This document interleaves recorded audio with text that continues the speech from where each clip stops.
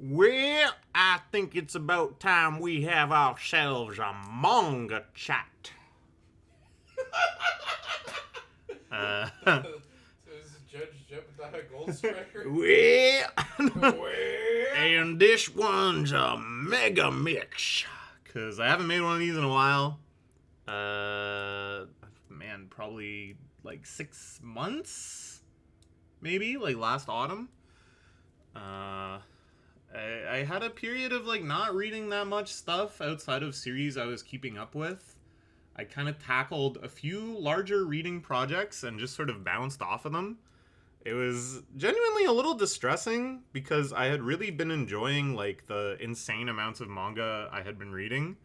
But I think it was really more just like a return to a much more normal average amount of manga reading. And once I realized that, I was a lot less distressed. Nevertheless, over this period, there were a few series that I did really plunge into, or new series that I started that I found quite interesting, or series that ended that I wanted to chat about briefly. So we're going to talk about all of those. It's quite a few series this time, of course, so let's just jump right in. First one I want to talk about is Kinnikuman II Sei. This is the sequel series to Kinnikuman that ran through most of the 90s. So after a pretty long hiatus after the completion of the first run of Kinnikuman, they picked it up again in a different magazine. This one, a more seinen, older magazine. And I think the idea was basically just to give the kids who had been reading Kinnikuman as kids something that then matched like their demographic a little more. So it's a little raunchier, a little more violent, actually like a lot more violent. And it threw me off because typically when you do these like sequel series that are focused on the child of the previous protagonist, it's like more kid friendly. It's like a way to try to extend the fan base into a new generation. Whereas here, I think it's like the opposite. Also, they started parodying more American wrestling in this one. Kinnikuman, of course, is always about wrestling and often has parodies of contemporary Japanese wrestlers or just general wrestling archetypes and gimmicks. But here, they get a lot more pointed and specific with homages to American wrestling, which was going through the Attitude Era, which was wrestling at its, did you say trashiest? Yeah, probably. Yeah, definitely, we watched a documentary on this just a bit ago that they started really trying to ape the success of the Jerry Springer show, among other things. And that kind of feeling of like drama and heels that are just kind of like uncouth, for lack of a better word. Not kind of cosmically evil and bent on world domination as the original Kinnikuman, but just like rude dudes with bad attitudes. So I read maybe a third of this. It's also very lengthy. I was enjoying it quite a bit, but as I said, I think I just started to get a bit of apathy towards my reading so much manga all the time lifestyle. So I started enjoying it a little less. The scans are also pretty god-awful for this one. It's a mix of the official Viz scans, which came out quite a long time ago in an era where Viz was a lot more liberal with localization. So it's hard to kind of connect the dots between this series and the original Kinnikuman series because they've renamed literally every character, and a lot of the new names are just like bizarre. They're all like pop culture references that have aged somewhere between just kind of like ironically funny and truly bafflingly. Probably a lot of jokes are going over my head in that regard.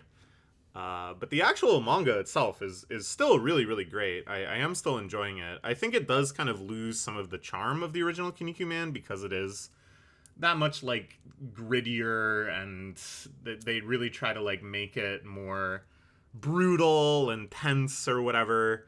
Whereas the original Kinnikuman, even when the stakes got really high, there was still kind of like a goofiness to it, an absurdity.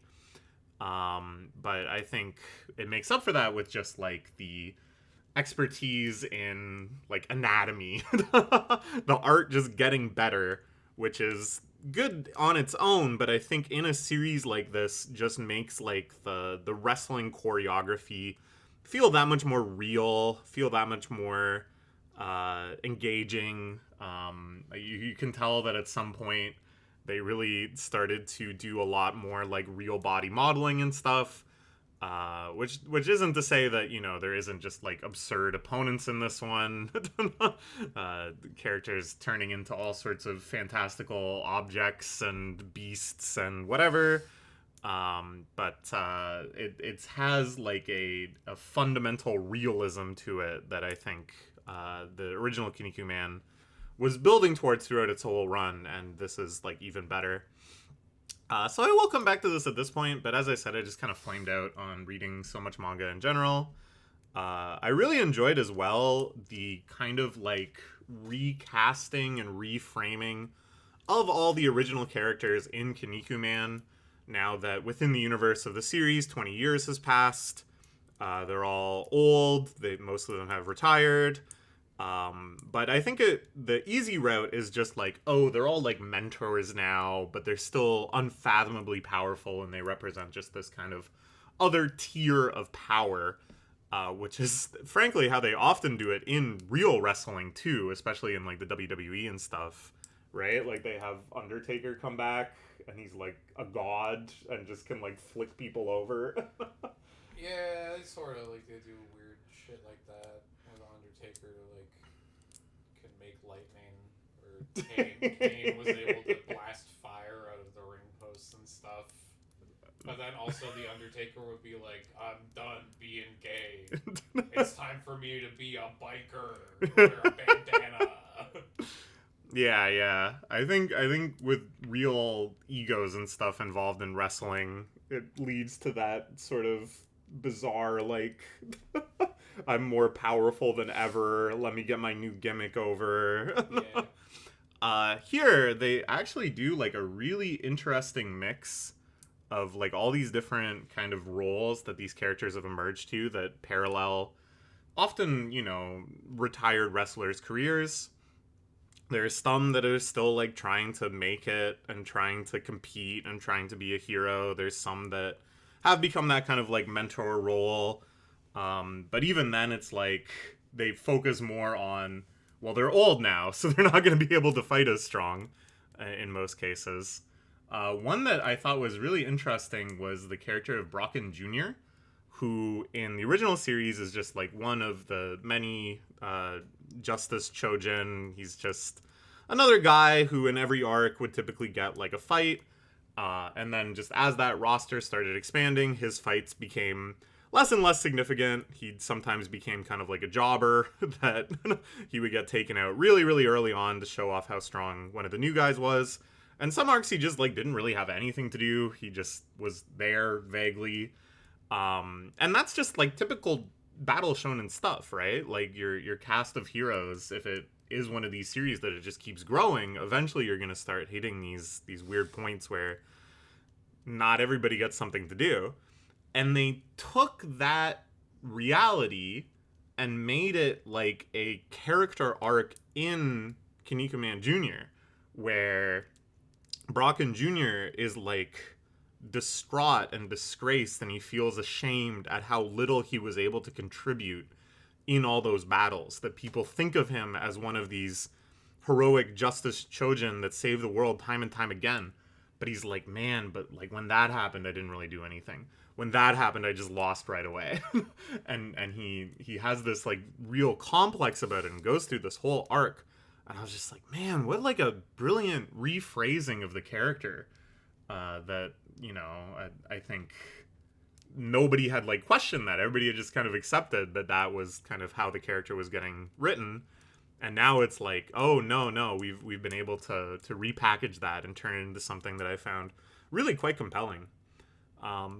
Yeah, I don't know. It's really good stuff. It makes me even more excited too to get through this and then get through this. That sounds bad. I'll enjoy it. It makes me excited to start reading it again when I'm in the mood. Enjoy all of this as well. But then a lot of big Kinnikuman fans say this is actually kind of a weak point compared to the OG, and then also compared to the revitalization of the original series, which I believe just decanonifies everything that happened here and picks up where the original Kinnikuman left off. And that one has been praised super, super high. And I can kind of imagine like the better storytelling, the better art, and the better like characterization that I'm seeing kind of emerge bit by bit here, combined with like the more silly, fun, over-the-top sensibility of the original Kinnikuman, which was still like very moving and very intense and very exciting, but had kind of a playfulness that this one has drifted a bit further away from. Anyways, great stuff. Let's move on to the next one.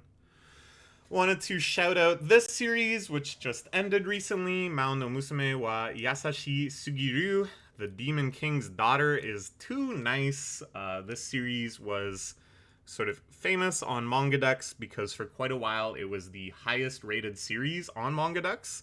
And I believe that was because in one of the translation notes, they had a picture of Maou here, and she was going, please rate my series 10 on Mangadex, or something like that.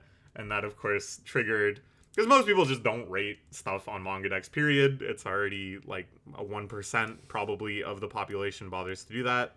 So this triggered like an unprecedented flood of 10s coming in that I think was then counterbalanced by an unprecedented flood of down reviews to try to balance it out. But I started reading this series, I think maybe because of that. I can't remember. People were just discussing it and stuff. I think this started running too back when Mangadex had like a most popular chapters of the week section, which I really wish they still did. But I think they now are more skittish around calling attention to just how popular the stupid webtoons and stuff that keep getting them copyright striked actually are on the site. The premise here is, as the title suggests, it's like your typical isekai type sisekai fantasy world, very, very generic, whatever. There's a demon lord, of course there is. His daughter is too kind. They want to bring her up to be a proper demon. That is, right away you're like, how wholesome could this be if the father is actually like a genocidal maniac? But in this world, the demons are just more like mischievous tricksters. But she won't even do that. All she wants to do is be kind and make friends. And repeatedly they give her trials to try to bring out her inner evilness, which she just subverts in many comedic and cute ways. What impressed me about the series is, you know, they got quite a lot of mileage out of that concept. And then they started introducing quite a bit of lore into this world, and it ended up being, I think, a lot more interesting than a lot of these really generic Sisekai worlds. They go to, like, heaven at one point. They get into the origin of the conflicts between the angels and the demons. You find out about this whole, like, third race of mischievous forest sprites that it turns out the daughter is actually a member of. There's all sorts of little twists and turns and plot arcs and stuff. I think it's like somebody that really rose to the occasion. I know this series was a big success in Japan as well, so I think it's someone that set out to just make a very cute slice of life comedy, and then realized that he actually had a very invested readership, and yeah, just kind of like decided to see what the appetite was. How big a story can I tell with this sort of setup? So really good stuff. I like the ending a lot. Just wanted to give it a shout out in case people hadn't read it. Next we'll talk about a new series that I started reading I think early this year. Yeah, I think it started in like January. Kuromizawa's Folly. This is a weird fucking series, man. The initial setup and setting and premise I was so entranced with. I thought this was potentially, you know, gonna become like a 10 out of 10 for me, like an amazing, amazing series. It sort of reminded me of like Urasawa in just this really nice blend of very rich, very realized setting and just wonderfully complex characters that have some redeeming, some not so redeeming qualities.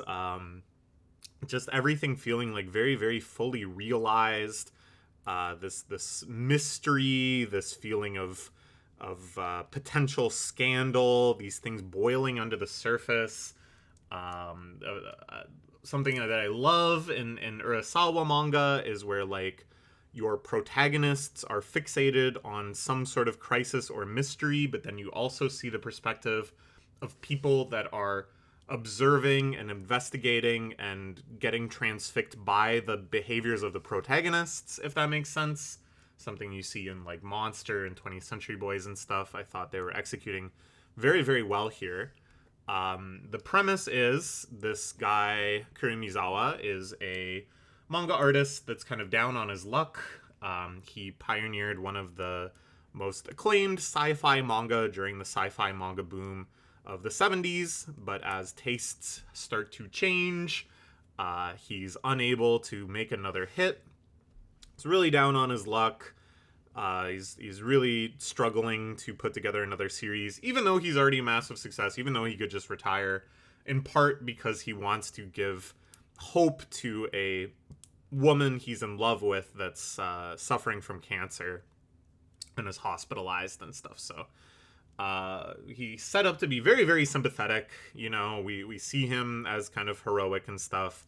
And then he begins an extremely shady operation where he meets the other major character, who is an illiterate manga drawing savant who just kind of rolled into town from Hicksville trying to meet this author. He manages to see the manga he has produced and notices that this kid not only is inspired by him, but is able to perfectly recreate his style.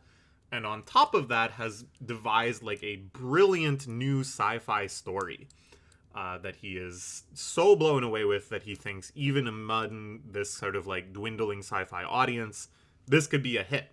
So his scheme, of course, is to present this kid's manga as his own and have the kid surreptitiously, you know, he doesn't explain all of this to the kid, tricks him into ghostwriting for him. Because the kid is illiterate, he can't tell that the manga is coming out under a different name. So it's a little convoluted, and, you know, I'm sure hearing it, you're like, there's so many flaws with this plan, he'll be exposed. But the manga very deftly kind of like introduces all these challenges and shows Kuromizawa, you know, panicking but coming up with a solution, thinking resourcefully. So again, even though he's doing something that's like pretty despicable and shady, he has these kind of like heroic protagonist type qualities. You still kind of want to root for him. You still want to see him like pull this off. But then, of course, the whole thing starts to blow up. And then all I can describe is that it goes off the rails, and then it lands on another track, and you're like, whoa, that was crazy. And immediately starts going off the rails again. I'd say every chapter now for the last like 3 months when I read it, I'm just like, oh my god, like what are you guys doing? It starts to get like I still think you should read it. It's so brilliant at the start, and this depiction of the manga industry at the time and the way they characterize everybody and just all these small little challenges and stuff at the beginning are phenomenal. But then when shit hits the fan, it really is just like shit everywhere. And it's disappointing because there is still some moments that are like really, really good, where they just nail like some really shocking developments. The presentation is great, all that stuff. But you're just left like wishing that none of it had happened and things progressed in a more subtle way, in a more intriguing way, and it's not just like blast in your face action. I have two theories as to why it went so far off the rails. One is that it's not doing as well in readership as they hoped. I think there it is just a demographic mismatch. This is running in Jump Plus, but as I said, it reminds me much more of the manga of like Urasawa or something. I think it should just be in a different magazine. I think it would get a lot more fans that way. And two, I think it's moral friending at play, to use the PG term, where even though I love how complex they've made the character of Kuromizawa, I know that in Japanese readership, there is a huge population that's like, until his head is on a stake, I will not be satisfied because he did a bad thing. And so he should just be punished, punished, punished. And how dare you try to make him sympathetic? And, you know, I'm painting with too broad a brush to suggest that that's all Japanese readership or that that's how every manga has gone, obviously.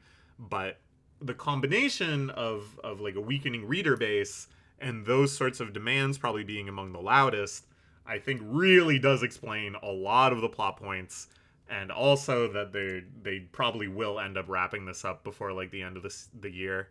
So, you know, it's one of those series with like a brilliant first volume and then some interesting, entertaining subsequent volumes, which is, you know, it is what it is. All right. Another new series I started reading, Yotaka Futatabi, Nighthawk Returns. This is the titular Nighthawk right here. If you can stop yourself from gawking at her for a moment, they've really drawn a very, very appealing main character for all of us real fans out there. I started reading it, of course, because of the promise of fan service. But this turned out to be amazing. Like, I really cannot overstate how impressed I am with this manga. So the premise is she is, in fact, a retired assassin. She was one of the best in the biz. This is, of course, one of the many series set in a kind of imagined Japan where the world of hitmen is like very real and sophisticated and whatever. It's like Sakamoto days in that regard. She was one of the best. She was very famous among her peers. She manages to save up enough money that she ought to be able to just retire. And after doing so, just devolves into this neat hedonism where all she does is drink and smoke and binge eat supermarket food and go to the horse tracks and gamble all day and look at stuff on her phone. So in other words, the perfect woman. But of course, you know, on all of these like retired assassin manga, she can't stay out of the game, and various complications emerge, enemies reemerge. She's drawn into a major gang war where hitmen are being used as a proxy. In that regard, it reminds me a lot of The Fable, which is very, very high praise for me. Just in kind of like the attitude they take towards all these things, the characterization of all these hired killers. There's a certain kind of like Tarantino-esque coolness to it, where it's at once very aloof and kind of like biz cash, just another day in the office, but then it bursts into these moments of intensity and some really, really great fight choreography, some really fun tricks with the presentation and stuff. I especially like how Nighthawk herself fights. I think they did a really good job of like showcasing that she was amazing and she still is a leagues above most people she's fighting, but they draw attention to the areas in which she is out of shape. There's one where she gets into a fight and then like pulls a muscle in her thigh. And it's like, yeah, that's probably real because she probably hasn't done that move in like 5 years. So really, really good stuff. And then the balance between that and just these kind of like real degen slice of life adventures too.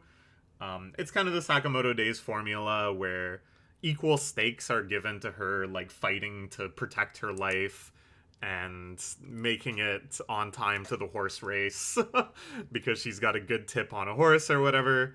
I really like that kind of attitude. I always find that like super, super fun. It's just now getting into kind of more substantial arcs, I would say, as the cast gets built out a little bit more, and we've got, for the first time ever, an enemy that is being presented as like, oh, this isn't just going to be like trivial for her. So that's very intriguing too. I just really hope that, I think the biggest risk series like this can take is just shifting gears into more and more of a battle focus. We see this, of course, with the Fable. We see this, of course, with Sakamoto Days. And I think it can be really, really good if the battles are really, really good. But they have to be so good and so compelling that it makes up for, like, you know, disrupting that rhythm and that balance with the more comedic stuff. Well, whatever they got planned for this, it's clearly getting a big push because it just got the cover of Morning. That's right. That's right. It seems to be on the up and up. People do love it. Could be a great anime too. Yeah. It's the era, and maybe, I don't like this term necessarily, but this is the term everybody uses. It's the hag era. we love a hag MC. Next, I'll talk about this little series, Chiisakobee, which is just like the little neighborhood.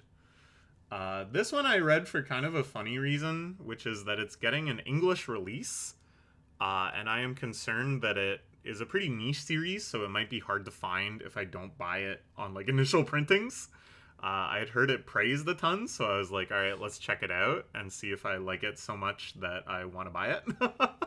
I did enjoy it. I wasn't super blown away. I think just because it had so much hype, I expected it to be something that, you know, I don't know, would bring me to tears. 10 out of 10, I cried, or like would teach me some profound lesson or something. But rather, what it really excels in is just this kind of like light literary feel where the characters are all really, really well realized and really, really interesting. All of the events of the series are like very low stakes, sometimes surprisingly insignificant. The series just kind of flows through different incidents and events without any of them ever feeling super consequential or like, ooh, that was the moment or whatever. It is, you know, a series that's kind of set against a tragedy that happens right at the beginning of the series, and various other sad things happen, but you really are never encouraged to get like weepy about it. They always blend in quite a lot of humor, and the characters, although they have moments of vulnerability, moments of struggling, just kind of have like a cool energy to them. Even the little kids that I think lends itself nicely to just this overall feeling of I don't know, just a literary vibe is kind of the only way I can put it. The premise is this very bearded man here was the son of a famous wood worker in Japan who would make houses. It's an adaptation of a novel from the 50s, and I think in the 50s it has a context of like firebombing has destroyed so many historic wooden houses in Japan, and it's this kind of like national question of, do we rebuild traditional wooden houses, or has that era kind of like ended? And then the tragedy that I mentioned is that his parents die and their original woodworking shop burns up. There's a freak accident and a fire, which again just kind of like echoes all that stuff. So it is a little weird because the manga is set in the modern day, and there's all this kind of like focus and discussion around like, are you restarting the woodworking shop? Will you build houses again? What are your obligations to people that have asked you to build a house? And I'm like, I don't know. Are they still even doing this? Is this not like an extremely, extremely like niche industry in the modern times of hand building wooden houses? Presumably it's a lot more niche than it was in the 50s, but in the manga it's presented as kind of like a thriving industry where there's like other woodworking shops and all this kind of discussion around the importance of it and blah blah blah blah blah. So I don't know. So yeah, it's all about him trying to kind of like wrestle with the legacy of his father's shop and try to come up to speed and lead kind of the next generation of the shop and revitalize it. He's very, very like stubborn. He refuses any help. He refuses to consider shutting it down. He has this like very strong feeling of obligation to the tradition of the shop, while at the same time coming across as like very aloof, very dispassionate, very just kind of alienated from everything that had been happening. You find out that right up until the events of the series, pretty much, he had been on this soul-seeking voyage around the world where he had gone to, like, India and China and all these places, just backpacking to try to kind of, like, find himself. So a lot of people see him as pretentious and as kind of like a prodigal son that gave up on this industry. So he, I think, is trying to, like, prove his sincerity as well. He's joined by this woman who moves in to help kind of manage the household affairs. They were childhood friends. They have a very complex relationship. And she, in turn, brings with her a little troop of orphans. The orphanage had also burned down in the same fire. They have nowhere to go. They're all total brats. I thought this was really effective and accurate characterization, that they don't really try to make them like endearing. Instead, their endearing aspects come out very slowly, piecemeal. You're never just kind of encouraged to be like, oh, those poor cute kids. You're kind of seeing them through his eyes, where he's just like, what the hell are we doing taking in all these kids? We're like insanely busy. I already feel all of these like responsibilities weighing on me. Why are we raising children? Shouldn't they be taken in by like the state or something?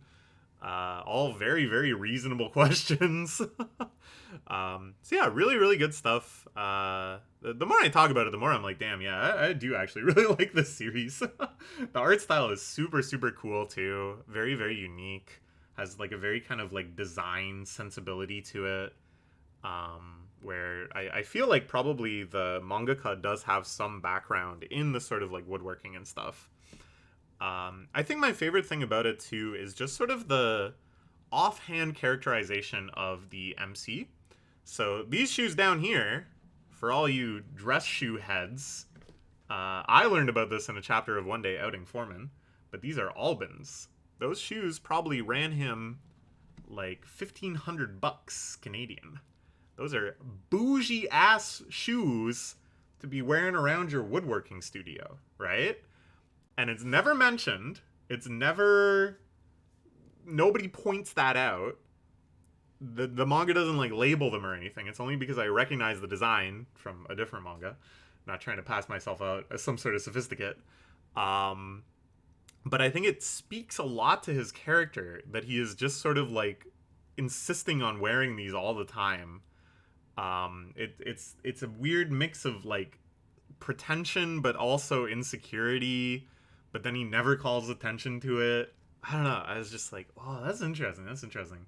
And then there's one other scene that I think will stick with me forever, as I think just one of the most brilliant moments of characterization I've ever seen, where the kids are like going through his stuff and they find a GoPro, and they just watch it, and it's a video of him being like, we're out here in the mountains of northern India, and oh boy, I'm gonna try to ford this river here. He like stumbling around and slipping and stuff, and then he's like, make sure to like and subscribe, to follow my adventures across India. And it just that one little thing, like, just throws everything else in his character into such stark relief that, like, he was out there trying to kickstart this, like, YouTube channel. And again, it's never mentioned. It's never mentioned again. And you just feel like you've glimpsed something. And it's interesting too, because like the children don't really understand the significance of that. Like the children, are just like, what the hell is that? Okay, let's hide that away.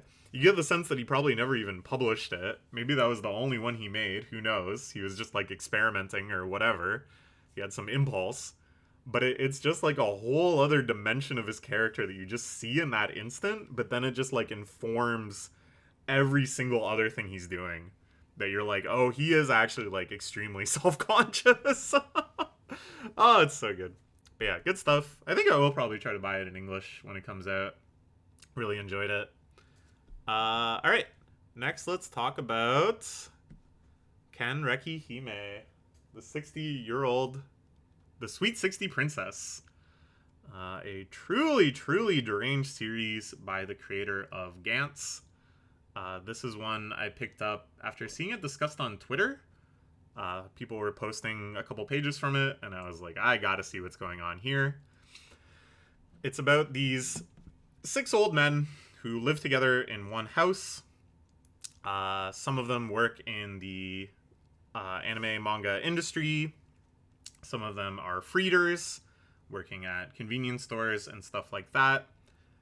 You get the sense that they have known each other for a long, long time, have supported each other through thick and thin, and now they live in this just kind of like oasis of elderly otakudom, where they all have rooms that are just stuffed filled with merch. They just spend all day doing their jobs and then hanging out and watching anime and then going to a family restaurant. And this process just repeats over and over and over again, and you get the sense that it will pretty eventless until they all just start dying of old age. In other words, it's paradise. They have figured it out. The recipe for true happiness. There, but for the hatred of God go I. I could have had that too. Drats. Anyways, the premise of the manga is that one of these people, through an acquaintance, learns about a miraculous drug that, when taken, will turn you into a beautiful young woman. And they decide, it's mostly him kind of imposing it, but they all agree that one of them will randomly take this drug. They do a little roulette thing to decide who. And that then we will have a beautiful woman in the house. And won't that be nice? And it's a little unclear exactly what they think the plan will be there, if they actually are thinking that they will end up having sex with their friend that turned into a woman. Or if they're more innocently just thinking, wouldn't it be nice to just have a womanly presence in the house? But they do talk about how they're all virgins, and are they really satisfied going to their deaths without any sort of interaction with the fairer sex, as they say. And it's a real slow burn. Like, all of the plot points I mentioned kind of just slowly parcel out over the first 3 or 4 chapters. And then, one of them does actually start turning into a woman. Very slow transformation as they get more and more beautiful. And now it has entered this kind of really nightmarish, really uncomfortable arc where they are learning the many, many difficulties one faces as an extremely attractive woman. Getting groped on the train, getting stalked, getting harassed, getting sexually assaulted, and just kind of entering into this state of probably a lot of very deep regret, and then just this ominous, creepy tension of like, where will it come from next? Are they actually safe among these housemates? What the fuck was the plan? How do they see this person now? It's crazy. It's so crazy. I don't know. You've been reading some chapters of this too, right? Yeah. Any thoughts? It's like the most stressful thing I've read in quite a while. Yeah. Like, Because it is just this, like, this starts with a slow burn, and then they kind of finally, you know, a decision is made to go for it. And they do the, like, spin. Yeah, the roulette. Roulette and whatever. And then as you, like, you go through having these, like, false alarms and stuff as well, of them all kind of psyching themselves into thinking they're the one who took it. Yeah. I really liked those, yeah. That was very good. But some then moments of levity there. Finally revealed who did take it, and then it's just immediately, like, there's just such a feeling of danger that permeates. Yes. Yeah, it's like a danger, yeah. Yeah. There is danger everywhere for this poor person. And it's such an odd, like, it's just like, what is he cooking, you know? Uh-huh. Because it's like, it's covering all these sorts of, like, social vectors where it's like, you have a character who's like a 60-year-old man who is now in the body of, like, a beautiful young woman, and all his other 60-year-old men friends are now kind of, like, leering at him. One of them really, like, immediately develops this kind of attachment, and he keeps being like, bro, yeah, it's me. It's me. I'm not some hot chick. I'm just that guy. What do you mean, do you want to hold hands? You want to hold hands with me? Yeah. And then, like, there's the, like, family restaurant they always go into. There's, like, a handsome waiter that gives him his number. Yeah. Because he's just like, oh, there's this hot chick here with all these old guys. And, like, that, and then just the whole, like, every time she's out in public, just, like, this escalating level of, like, derangement from everyone around her, or him, or whatever. Like, I have no I don't idea. know. It's just, it's covering so many things where it's like, this guy is, like, experiencing gender dysphoria because he just, like, ended up being the one to take this pill, and now he's just constantly, like, because all these situations also where he's getting, like, sexually harassed and groped, and they attempt to rape him and all this other stuff, he just keeps going, what's your problem? I'm a guy. Yeah. Like, I'm a 6-year-old man. What are you doing this? And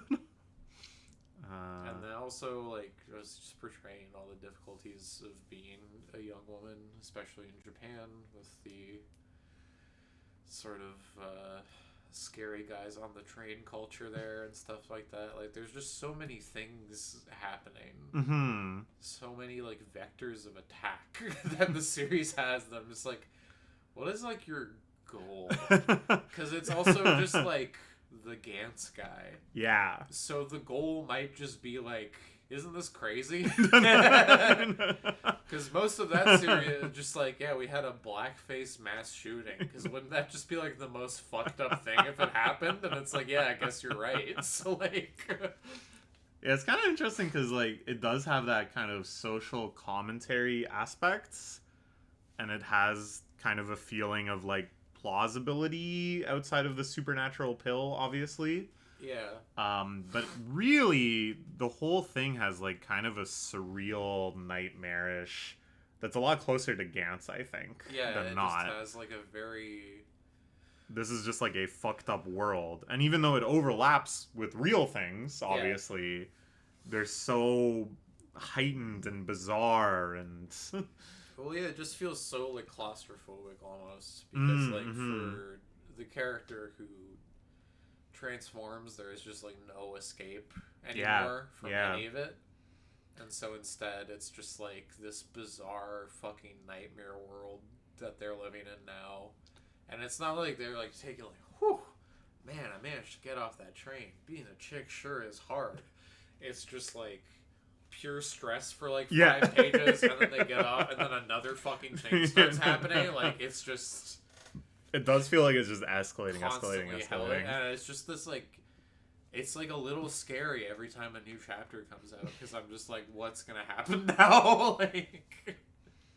And Gantzman said this is gonna be, like, 6 volumes at least. Yeah. Which is really fascinating to me, because I don't think it's just going to be, like, hitting this one note over and over again. It's not just going to be, like, the serial adventures of getting harassed and going, but I'm a 60-year-old man.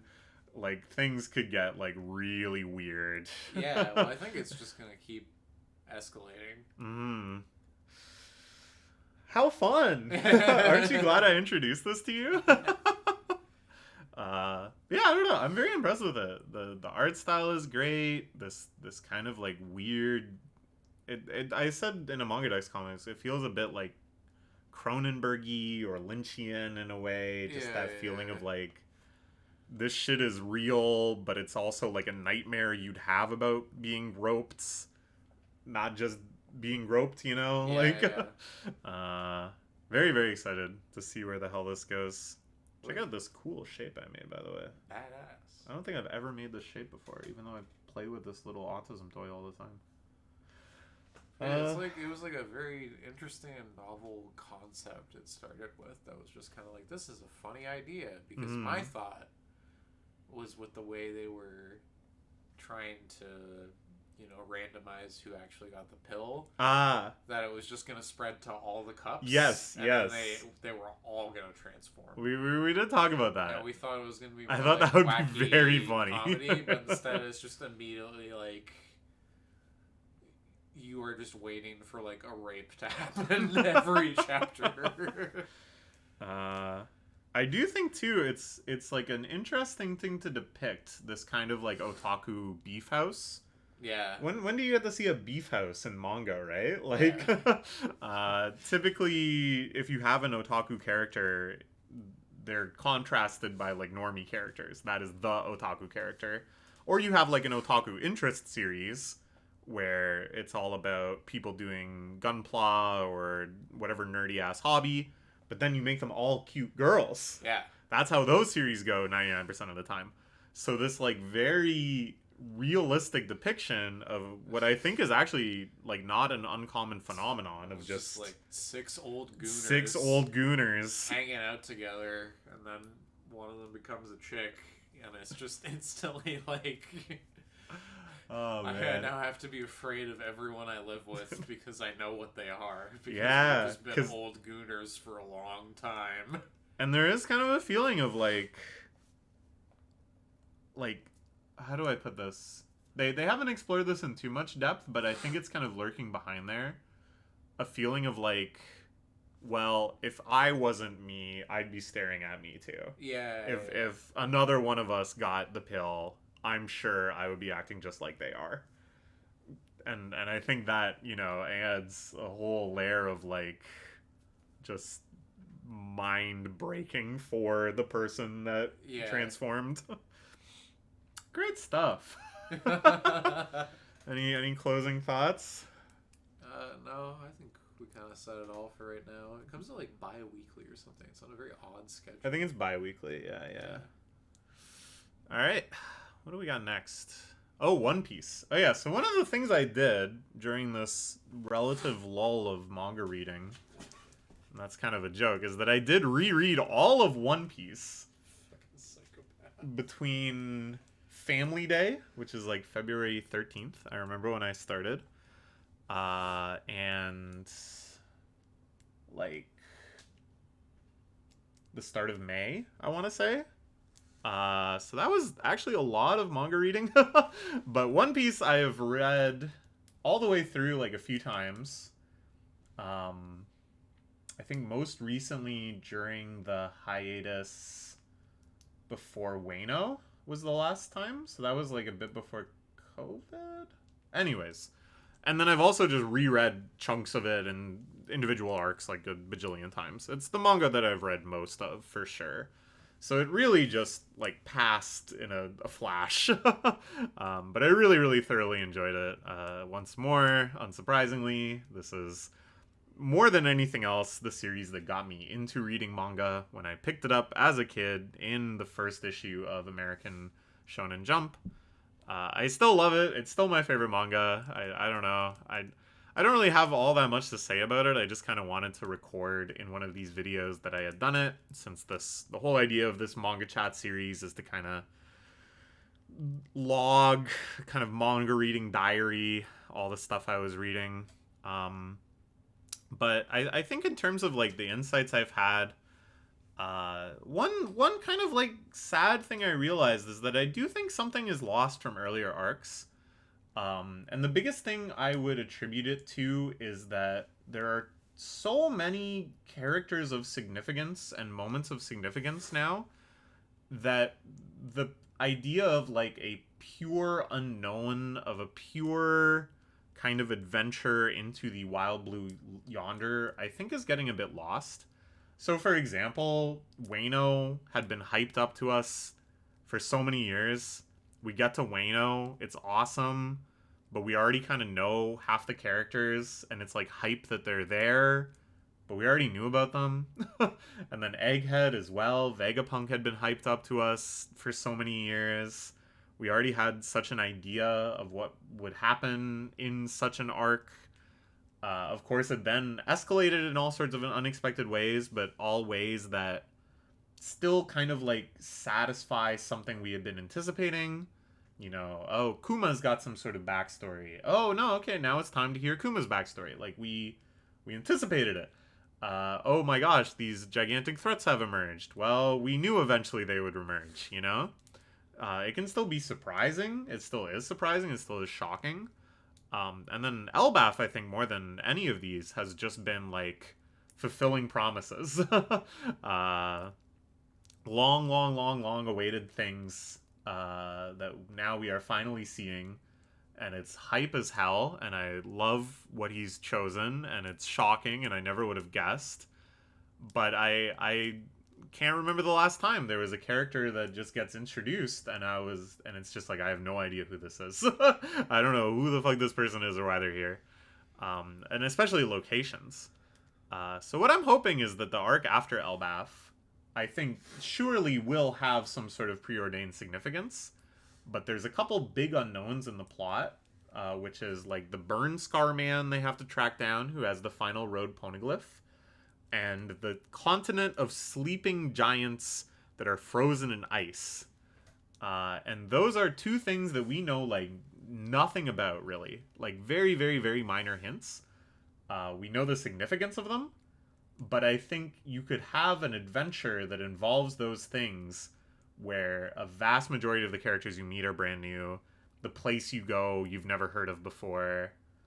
So I'm hoping they can kind of retake some of that balance. I do think that is one thing that has been lost. Just rereading something like Skypiea, you know? Skypiea is probably the perfect example, or Water 7, really. Like, what did we know about Water 7 before we got there? Nothing. Just, this is where we're going to go get the ship fixed. And then just every character was new. The whole setting was new. It was really wonderful. I really tried to reread it with that spirit in mind. The rereading project had started because, like I said, it was Family Day. It's a day off for us Canadians. A friend of mine was complaining in a group chat that he was bored. He basically had to stay home and take care of his girlfriend that had food poisoning, and was just like, what do? I don't really want to like watch something because she just wants to rest. And at the same time I was reading that, I got a pop-up from Viz Media that said, the first 100 chapters of One Piece are free in the app. And I was like, read One Piece. And he was like, all right, I'll give it a try. I'll read One Piece. And I was so excited that I was like, all right, I'm going to reread the start of One Piece 2. So I can like simulate what he's experiencing and really try to picture reading it from the first time. And I was so excited. And then this motherfucker didn't end up reading it. Fuck Justin. Fuck Justin. Reneged on his promise. Motherfucker. Oh well. I still had a great time. I was planning on just rereading those first 100 chapters so I could kind of simulate, like I said, what somebody who is enticed by that offer, whether or not it's my dear friend Justin, would experience. But then I just, had so much momentum, I just powered through the other 1,000 plus chapters. Such good stuff. Anyways, after that, I had enjoyed all of this so much, and it kind of busted me out of this relative manga reading slump that I wanted to tackle another big shonen. And I realized that it had been a very, very long time since I had read Bleach, and that I didn't really remember much of Bleach. Cole, Huge fan of Bleach. Like top 5 manga for you? I'd probably just say number 2 behind Tokyo Number Ghoul. 2 behind Tokyo Ghoul. Which was always a point of interest to me. Because I really, really trust your taste in manga. But I was like not that huge into Bleach when I was reading it as it was coming out. Because you were a fucking dork on A, being like, oh, doesn't have pirates. Oh. Well, yes. I read Bleach as a very adversarial reader, let's say. Yeah. Where I would go into these threads on A. There would be the big 3 threads. At the time, pretty much the only things getting scanlated in Jump were One Piece, Naruto, and Bleach. The famous big 3. The scanlations would come out for them all pretty much at the same time. And then the amount of fighting and bickering and shit calling and name calling and general yelling and chaos in those threads about which series was best, truly unmatched by anything in this much more polite internet era of let people enjoy things. So I was on Team One Piece, obviously. I loathed the other 2 at times, even though deep down I did still enjoy large aspects of them. And I would read all 3 every week, if not just to hone my hating. Well, Naruto sucks and has always sucked. Well, so that was not really a, you know. It was between 2 series, and it wasn't even between because they're just offering different things. That's the biggest thing I realized rereading it. They just were popular at the same time, but it's not like there was any point where like one was eating the other's lunch. You know what I mean? Yeah, yeah. Especially Especially in Japan too. Like, Japan was used to having hit manga, so I think it was able to have multiple coexisting. What the hell? I don't know. Wait, what was my plan? Yeah, I don't. I'm supposed to go this way. Yeah. Whereas, yeah, I think in the States there was such a rush to compare and battle one of another, despite the fact that, yeah, all they had in common was being Battle Shonen running and Jump at the same time. Yeah. But there's always like 5 Battle Shonen running and Jump at the same time. Yeah. Well, the access they have very, very different. Wasn't the same for the West, right? So Mm-hmm. I kind of, sort of get it, but it's also just like, who cares? I don't know. Yeah. Like, Well, we were all kids, yeah. and I loved arguing on the internet. So I don't argue on the internet. I just had a class full of people who love Naruto, and I read it and was like, "This is fucking gay. This isn't weird. They're not doing anything cool." Like, because I was like 12. But to see, the thing is, for all the Fujoshi, this is fucking gay. Positive. Yeah, but it's like that aspect. Sasunaru OTP. But like that aspect of it, I couldn't even enjoy because I was just like, I don't like either of these guys. I don't want you to. Just like, go away, both of you. Like, I don't want to see you. Go off together if you will, but do it out of sight. Yeah. So I yeah. mean, I still read it to the end. And that was a long time ago. And I went to end like 2015, maybe? 2014, I think. 2014, Yeah. like. Because that was when I started making manga reaction videos. Oh, true. It's to commemorate the end of Naruto. And do the chains breaking thing. So yeah, I went in basically having talked to you a bunch about it and like remembering different parts of it. I was like, man, Bleach actually was like pretty Kino in the storytelling, in the lore, in the characterization, especially things that even at the time I acknowledged were like strong suits, but that other aspects where I thought it was like very lacking. I basically was just comparing it to One Piece when it's just like not trying to do the same thing at all. Yeah, this is a completely different goal. It's just a completely different storytelling method. So yeah, I really, really enjoyed it. I found it like insanely just bingeable. Like I read through this very quickly too. I started pretty soon after I finished One Piece, so like around the start of May, I think. And Yeah. I just finished it like 3 days ago. Powered through this thing. It's so much fun. all the stuff that I thought was great before, I still think is great. Character designs amazing. Yeah. Best babes of the big three by far. Oh yeah. We give lots of love to the One Piece babes, but the Bleach babes, Well, like, another tier. it's the thing where like Oda, people are like, oh, he only draws one type of woman. And it's like, that's kind of true, but it's a good type. Yeah. But like, and at least, if you actually read it, then personality wise, you're like, oh, it's that character, whatever. But like, Bleach definitely has more of just different designs and types of appeal, basically. Yeah, like I think Oda, And that just goes for the cast overall. Like, yeah. I think especially having like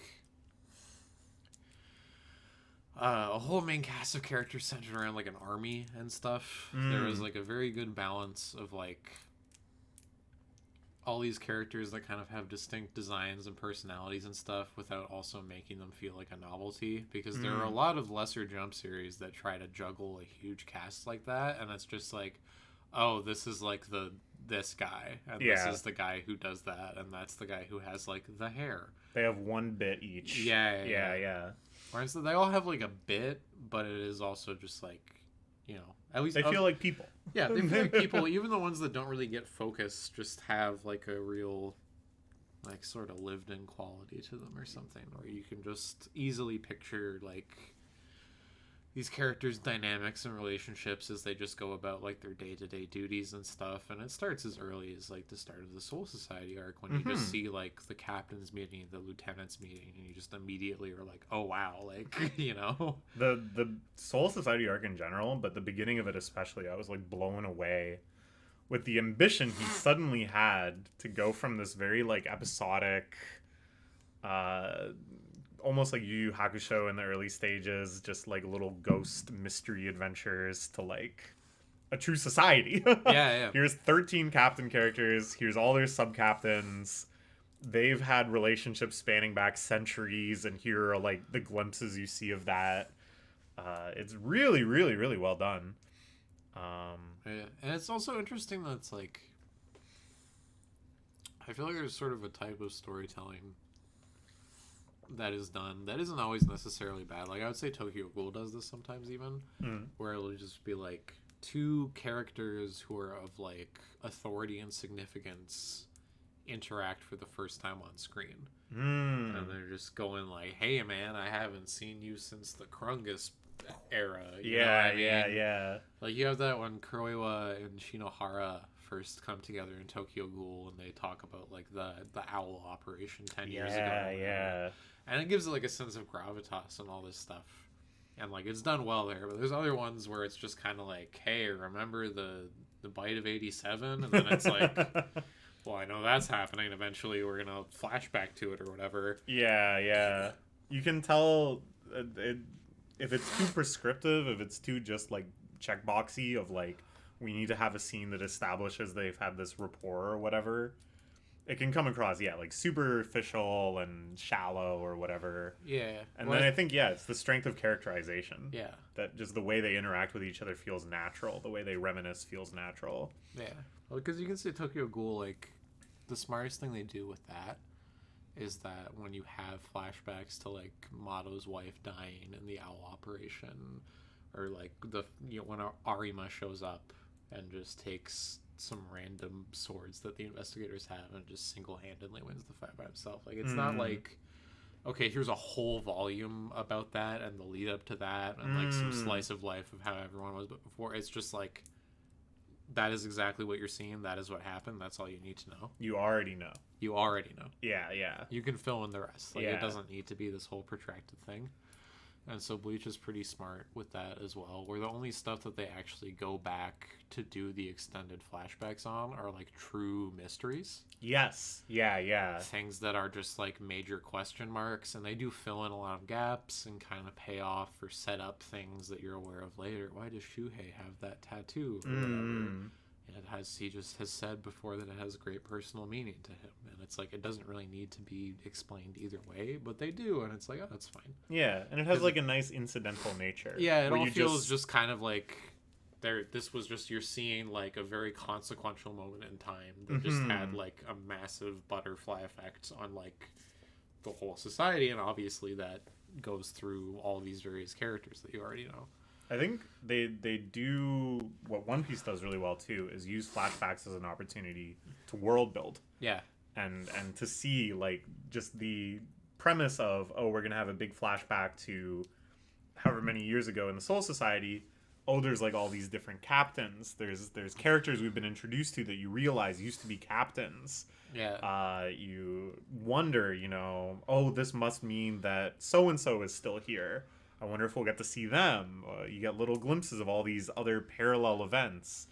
Again, just incidentally, not like wasting your time belaboring all of it, but because you already know what ought to have happened to some extent, you're like really excited to kind of see how all the dots connect. Yeah, and I don't know, it just works out in very interesting ways of playing with character dynamic. It's just like very confident in the way they do it, I guess. Like, there's no weird self-conscious feeling of like, we need to keep everything on these rails or whatever. It's really just kind of like, I don't know, people change over time. Like the flashback arc is like fucking like 500 years ago or something insane. Like it's a really, really long time ago. And so it is just like, okay, Byakuya is like a kid. Yeah. And his personality is just completely different. Because he's like fucking like the equivalent of like 14 or whatever. But it also still just like ties into like him and Yoroichi seeing each other for the first time since then. Previously in the Soul Society arc, you think about that when you see them together, and you're just like, and this was just like, he was just some little fucking brat to her. He was just some little... And now he's out there posturing as this he was some captain. Little rich bastard years ago, and then you like see before that all the stuff that kind of led him to be this like strange stoic man who is very like honor obsessed and duty bound and feels like the weight of being like royalty and that sort of thing. And the significance of that you can grasp just from like the before and after. It doesn't need to be belabored. There doesn't need to be 5 chapters of him crying or freaking out. It doesn't need to be a whole through line of like, and then we're gonna see when he was a little older, and then we're gonna see when he's a little older and stuff. And they do that sometimes too, but on a much smaller scale, like with the Rukia and Renji stuff in the Soul Society arc, where it's just remembering like, oh, we were in like the slums together and we joined the academy. It's almost a little montage. Like, whisked away to this house, and that was like kind of it. And it's like him reflecting on that in like because it's so montage, like it's like him reflecting on that in a moment after Ichigo has like cut him in half basically. And he's just thinking about like, man, fuck my stupid life, man. Like, what was I doing? I think it really lends to what I said, like just the eminent readability of it, where there's no part at which it feels like it's slamming on the brakes in case you like didn't understand something, or it's like, oh, we really got to make sure you understand this part is sad, so like let's have a really long, really sad flashback. Even characters that have like pretty interesting stories of like familial trauma, like Uryu's whole arc and stuff, you learn all that in chunks where it's more implied than explicitly said, like the intersection of his story and then Ichigo's mom's story and stuff. It never like stops the series to just like tell that kind of stuff to you, because even when there's a flashback happening, the plot is being moved forward. So all these relationships are just established in like the present tense. And you get invested from that sort of thing or that understanding, like, you know what I mean? Like, we're just gonna keep talking about this whole society arc because it's, I'd still my favorite for sure. I think the whole series is great. I think people really overplayed like, oh, the fall off or whatever, which is crazy, because I swear to God, and this is me being petty and engaging in the thing that I made fun of you for earlier, it was so many fucking Naruto fans trying to tell me, like, oh, Bleach gets so bad after the Soul Society arc, but like, oh yeah, Naruto's great. And I'm like, you really give a fuck about the pain fight, bro? Are you gonna like, they're insecure because Naruto falls off after Chunin exams. Yeah, Naruto falls off after like 50 chapters. Like, it's so fast. And it's like a 700 chapter series of just like shit no one fucking cares about. And then it gets to the end, and then everyone was mad because he just went, fuck, I don't know, like It's aliens. an alien. An alien is here now. Yeah, but like, and even, I mean, like, we'll reread it, you know. Naruto? Sure. Yeah, I'm feeling pretty committed that I'm going to reread Naruto after this. I'll reread it with Finish off the big three. We'll think about it. We'll think about it. We'll We can ruminate make on it. another video. But like, when you just think about like the way they do the huge reveals at the end of Naruto, and I can't even remember the name of the villain. Kaguya. Kaguya, yeah. When they just kind of like exposition dump, like, oh, this, like, and we've already had like this nesting doll of, Oh like, yeah, the real villain is. The people real hiding villain. in The the real shadows. villain is. The real villain is. Whereas, like, when you look at, like, the 1,000-Year Blood War, and it's just, like, this sudden happening, that's just, like, well, we've talked before, like, a couple times about how there was just, like, a war to exterminate the Quincy's. And they're just immediately here, and they've killed, like, 5 people, and, like, they're stealing everyone's bankais. And they don't try to be like, and they were the ones that made Aizen do it. You know? It's just another thing. It's just a whole separate thing. Which I really appreciate, because that is another huge trap that a lot of shonen series fall into. Yeah. Is this constant freaking Mission Yokozuna family? Yeah. Oh my god, every fucking villain was actually pulling the strings of the previous villain. Yeah, well, I feel like it's the thing people also kind of like, either unfairly or because they just read it when they were young and are misremembering or whatever. Like, we'll talk about Bleach as like, oh, it was just a Aizen did everything thing, and it's like kind of, because he was like the main villain for most of the series, but like not in a way that is ever like the fucking like Reverse Flash. It was me, Barry. Yeah. Remember when you prematurely ejaculated with your first girlfriend? It's because I went back in time and jerked you off really fast and you didn't even notice. Like, there's nothing. It's just like he was doing fucked up shit, and it just affected all these people who then get pulled into the vortex, and he became aware of them. One of my favorite thing about Aizen's scheme is that he's doing like so much, and he's just kind of like, well, I didn't really know if this would work or that would work, or yeah. No, I thought that was like so interesting. Frequently mentioned like, well, I was just trying shit. I was just trying shit. We did a bunch of these experiments too. They didn't work. And you're kind of like the success, and it's not presented as this like miraculous thing that he calculated everything Kikaku.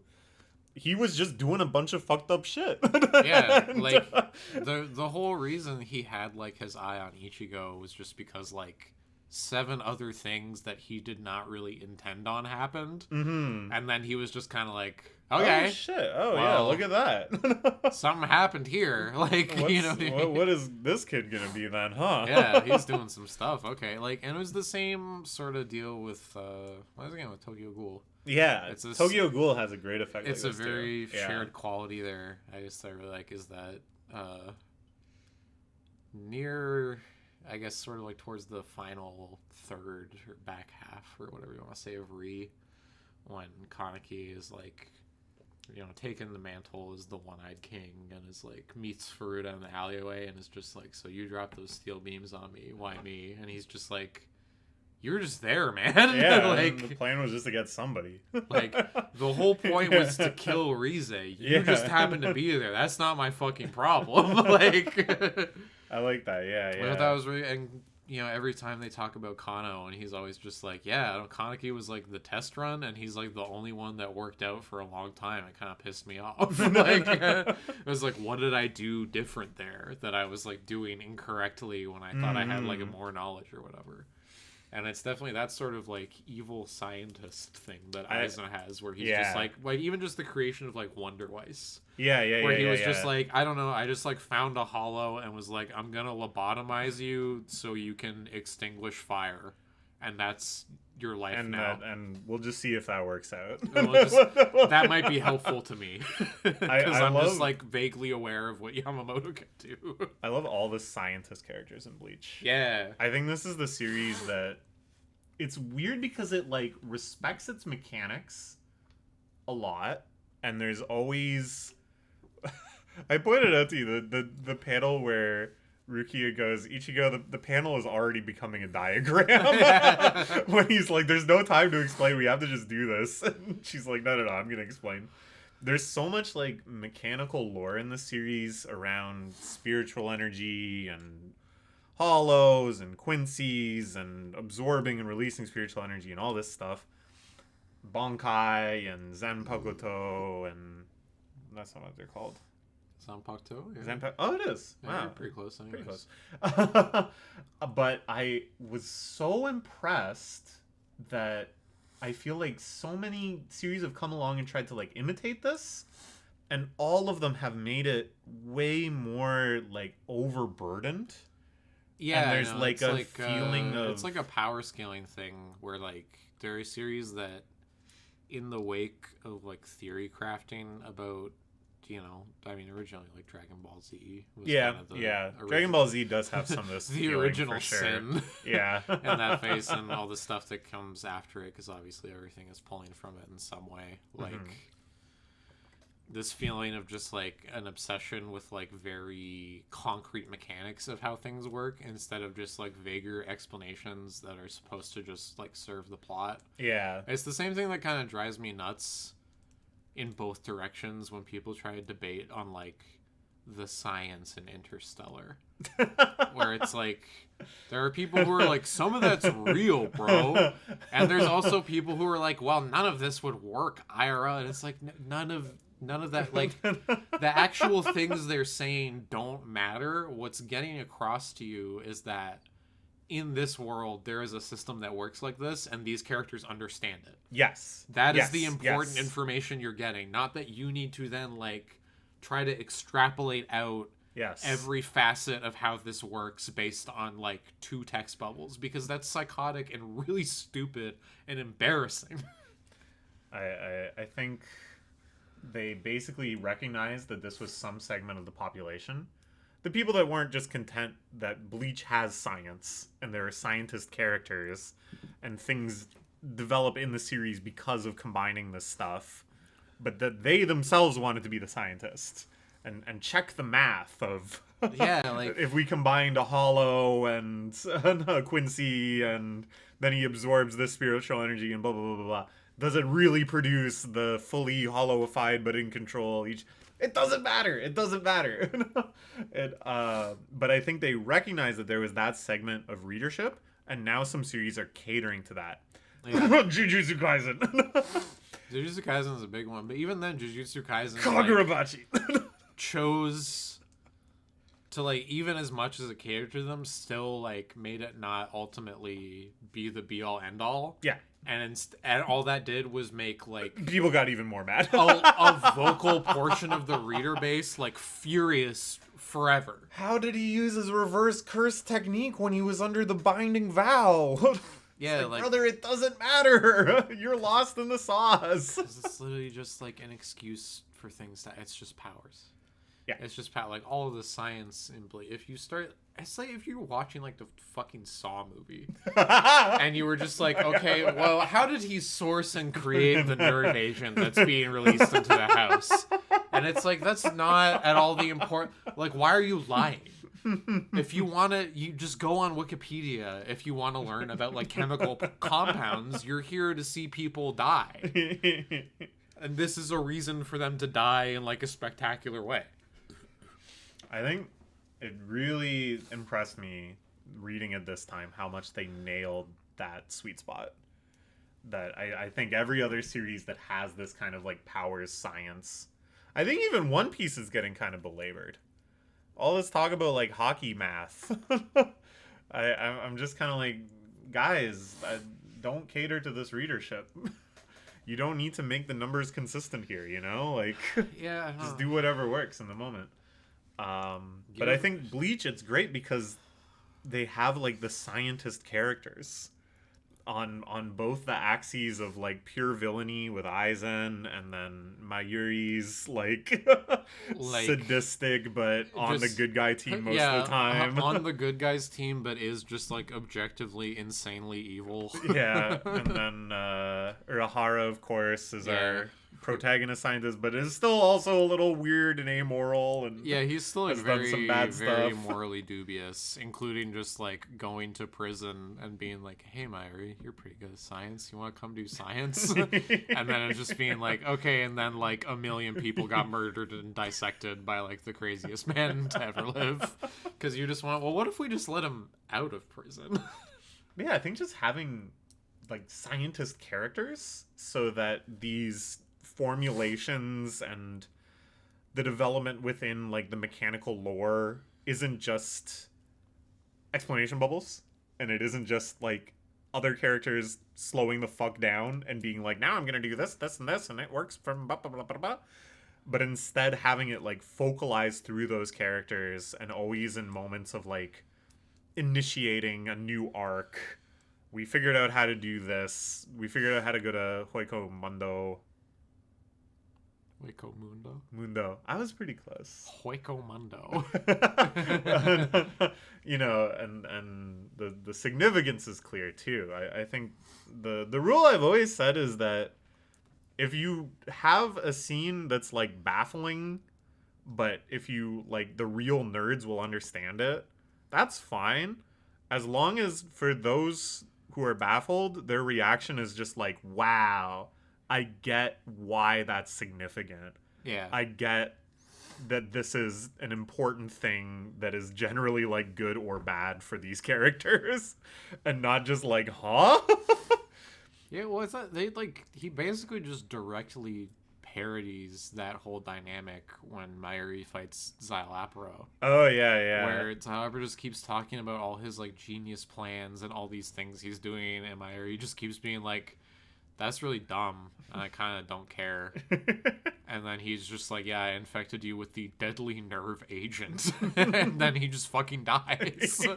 Like, there's no like, "Ooh, don't worry, I've made 100 plans for this." He was just Yeah. like, "I don't know, I just had some poisons and I just picked one and used it on you, and you're dying now." It's like when Indiana Jones shoots the guy. Yeah, no, it's just kind of like, yeah, man, I don't know, I just did some shit. Like, On that topic, the fights I really enjoyed way more as a kid. Well, young adult, really, and got letting myself off easy. Yeah, 'cause when I I'm- first read the series, which was, you know, up until my mid-20s. I just found the fights like really ass pulley, and it just never felt like there was a true back and forth. You know, Which it was also- always just kind of like, ass pull, just by the way, is one of the worst fucking terms any anime fan has ever learned. I think it's a useful term. I think it can be useful, but most of the time it's used is by people who are trying to do science. Right, And right. complain it that, doesn't like- match the science. It's like people used it all the time about like JoJo, and it was just like, Oh God, yeah. what do you think you're fucking reading? Oh man, Like- no. That whole thing, the entire appeal, it has the luxurious stench of Arakizanus. Like, it's just, it's fucking insane to me. I don't know, the way people say it, it's always just like, and then this guy just like won the fight when I had decided that he shouldn't have. Mm-hmm. And it's Yeah, it's like a power scaling mentality. Yeah, and it's just like, listen, man, there's a great game called TEW4 you can go download. You can hire all your favorite wrestlers, and you get to book all the stories yourself. And they can all make so much sense. And you can do so much science about who would win. It's like that Northern Line quote. I really pity you if your favorite movie is the one that's going to make the most sense. Yeah, like, it's fucking crazy. And it's like, and I'm not, because there might be some guy who watches this, which, like, I assume not, because usually the people who watch your channel are like pretty normal, all things considered. Yeah. But there could be some I'm guy lucky. who fucking stumbles on it, who's just like, "Oh, so you're saying that everyone who dislikes Bleach is just stupid?" And it's like, that's not what I'm saying. I'm just saying a lot of people are disingenuous and not very intelligent because all they take in is anime and manga all the time. Yeah. And all they do is talk on Twitter about power scaling. Yeah. There's just a lot of criticisms levied towards the series that I have just been witness to over, like fucking 15 years or something. That just every time I'm like, why do you think like this? You can free yourself You from can this free mentality yourself. and enjoy the manga. Because there's people who just angrily read every single like battle shonen in Jump. Yeah. And all their waking moments are just complaining, and They're just waiting for a criticism. And then they go on Reddit and they're like, hey everybody, r/who would win, Ichigo with the ass pull hollow power, or Jotaro Kujo with Star Platinum, and he uses the finger and the inhale, which were only used once. What a stupid idea. Anyways. Honestly, if you're watching this video and you're a power scaler, I think you should die. But like, comment, and subscribe if Before Cole you just do told that. you that you should die. Okay, what I mean by that though, Yeah. which I think is different than what you're saying, is that again, I was just comparing it to One Piece. Yeah. In One Piece, most of the battles are just like things escalate kind of within themselves. There's sometimes, like epiphany, new technique unlocked, environmental hazard, whatever. Yeah. Team up happens, whatever. But for the most part, if that's on a spectrum, then One Piece is pretty far on the axis of like it's just about the characters fighting, and it's like very choreographed, and you kind of just see it's like the grit of it or whatever. Yeah, there's not like a science to Luffy beating Katakuri. It was just like he had that dog in him. Yeah, exactly. Yeah. Yeah. And it's like, sorry to sidetrack again. That's okay. But like one of the funniest things One Piece has ever done that has just like made people blindingly furious since is creating Gear 5. And it feels almost like the hockey math stuff is like in response to people being upset that you just like okay, well here's something for you too. yeah, like okay, well there's 2x conquer hockey equals 1x Dami reverse. Are you happy? yeah, just like there's okay, a formula. Everyone else is beholden by some laws or whatever. Yeah, like yeah. shut up, because that's just like they were just like he has. You guys remember how you kept talking about Toon Force? He has that now, and that's how he wins fights. Because people were legitimately like when the Kaido fight happened, there was some like genuine feelings of like anger and betrayal that people had. That's stupid. I know. They're reading the wrong series. It's very embarrassing for them, but it was crazy to read that people were wrong just like, oh, series. so I guess just nothing has to make sense anymore, and Luffy can just win any fight. And it's like, that was true the whole time. Yeah, that was the whole point, is that he's always the underdog. He is always going up against somebody that seems way stronger than him. And then just through right near the start of the series when he's fighting Don Craig, the strongest armor can be pierced by a spear of pure grit. Yeah. There's no giving him. There's one thing I'll say, there's no giving him. And What- that's what I like reading. Of the rawest parts of One Piece is the crocodile fight when he just gets the blood on his knuckles so he can start hitting him. So good. Like, that's man. fucking sick so as shit. good. That's so gritty. And you can say, oh, that's a mechanic too, and it is, Like, and it's clever. Yeah, but it's like... But it comes down to the grit. It comes Yeah. down that he can just keep fighting. It's like but it's not like and now my special blood power has activated. Ah, It's yeah, just yeah, like, yeah. this is liquid and he you are goes sand. blood hardened sand too, and it's God, I love One Piece. So yeah, that's what I like. Yeah. Is the emotional resonance of seeing the character go through that, and seeing the character strategize and come up with some route to victory or whatever. But I recognize that, like, I was reading Bleach and it doesn't have that kind of stuff as much. Bleach, I'd say, is much more on the other side, where it's like, and this is what I said at the time derisively as asspoles, but really I think was much more like cleverly set up than I was giving credit to, and also was just like a lot more like awesome than I was giving credit to, which is that in Bleach the fights often transpire through like, I release my Bankai, you release your whatever power, this is how they like RPS counter each other, then there might be like a heel turn or a face turn, then there might be like a run-in where another character comes in and joins the fight. I also really appreciate too in Bleach, the protagonists like often lose, and then like another protagonist comes in to keep fighting, or the protagonist wins, but then another villain comes in to keep fighting. And this is what I said earlier, the Bleach battles feel a lot like wrestling in that regard. Yeah. Like, wrestling, of course, has grit, too, right? And some of the best wrestling is very, very gritty. Is, very much grit-based. And I think, you know... And not like the shitty Edge promo. There's an extreme in wrestling where it is too much about run-ins and face and heel turns and stuff, and it just becomes nauseating.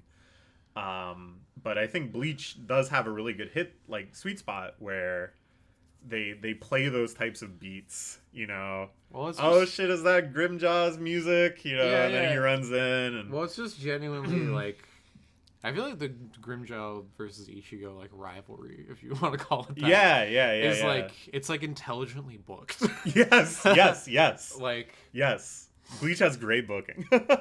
They protect just the right people. They put some people through the ringer. They have some people get squashed, you know? Like, he shows up the first time, and Ichigo manages to repel him, but, like, only just barely. Yeah. And Grimjaw's whole response to that is just kind of like, I thought you were supposed to be strong.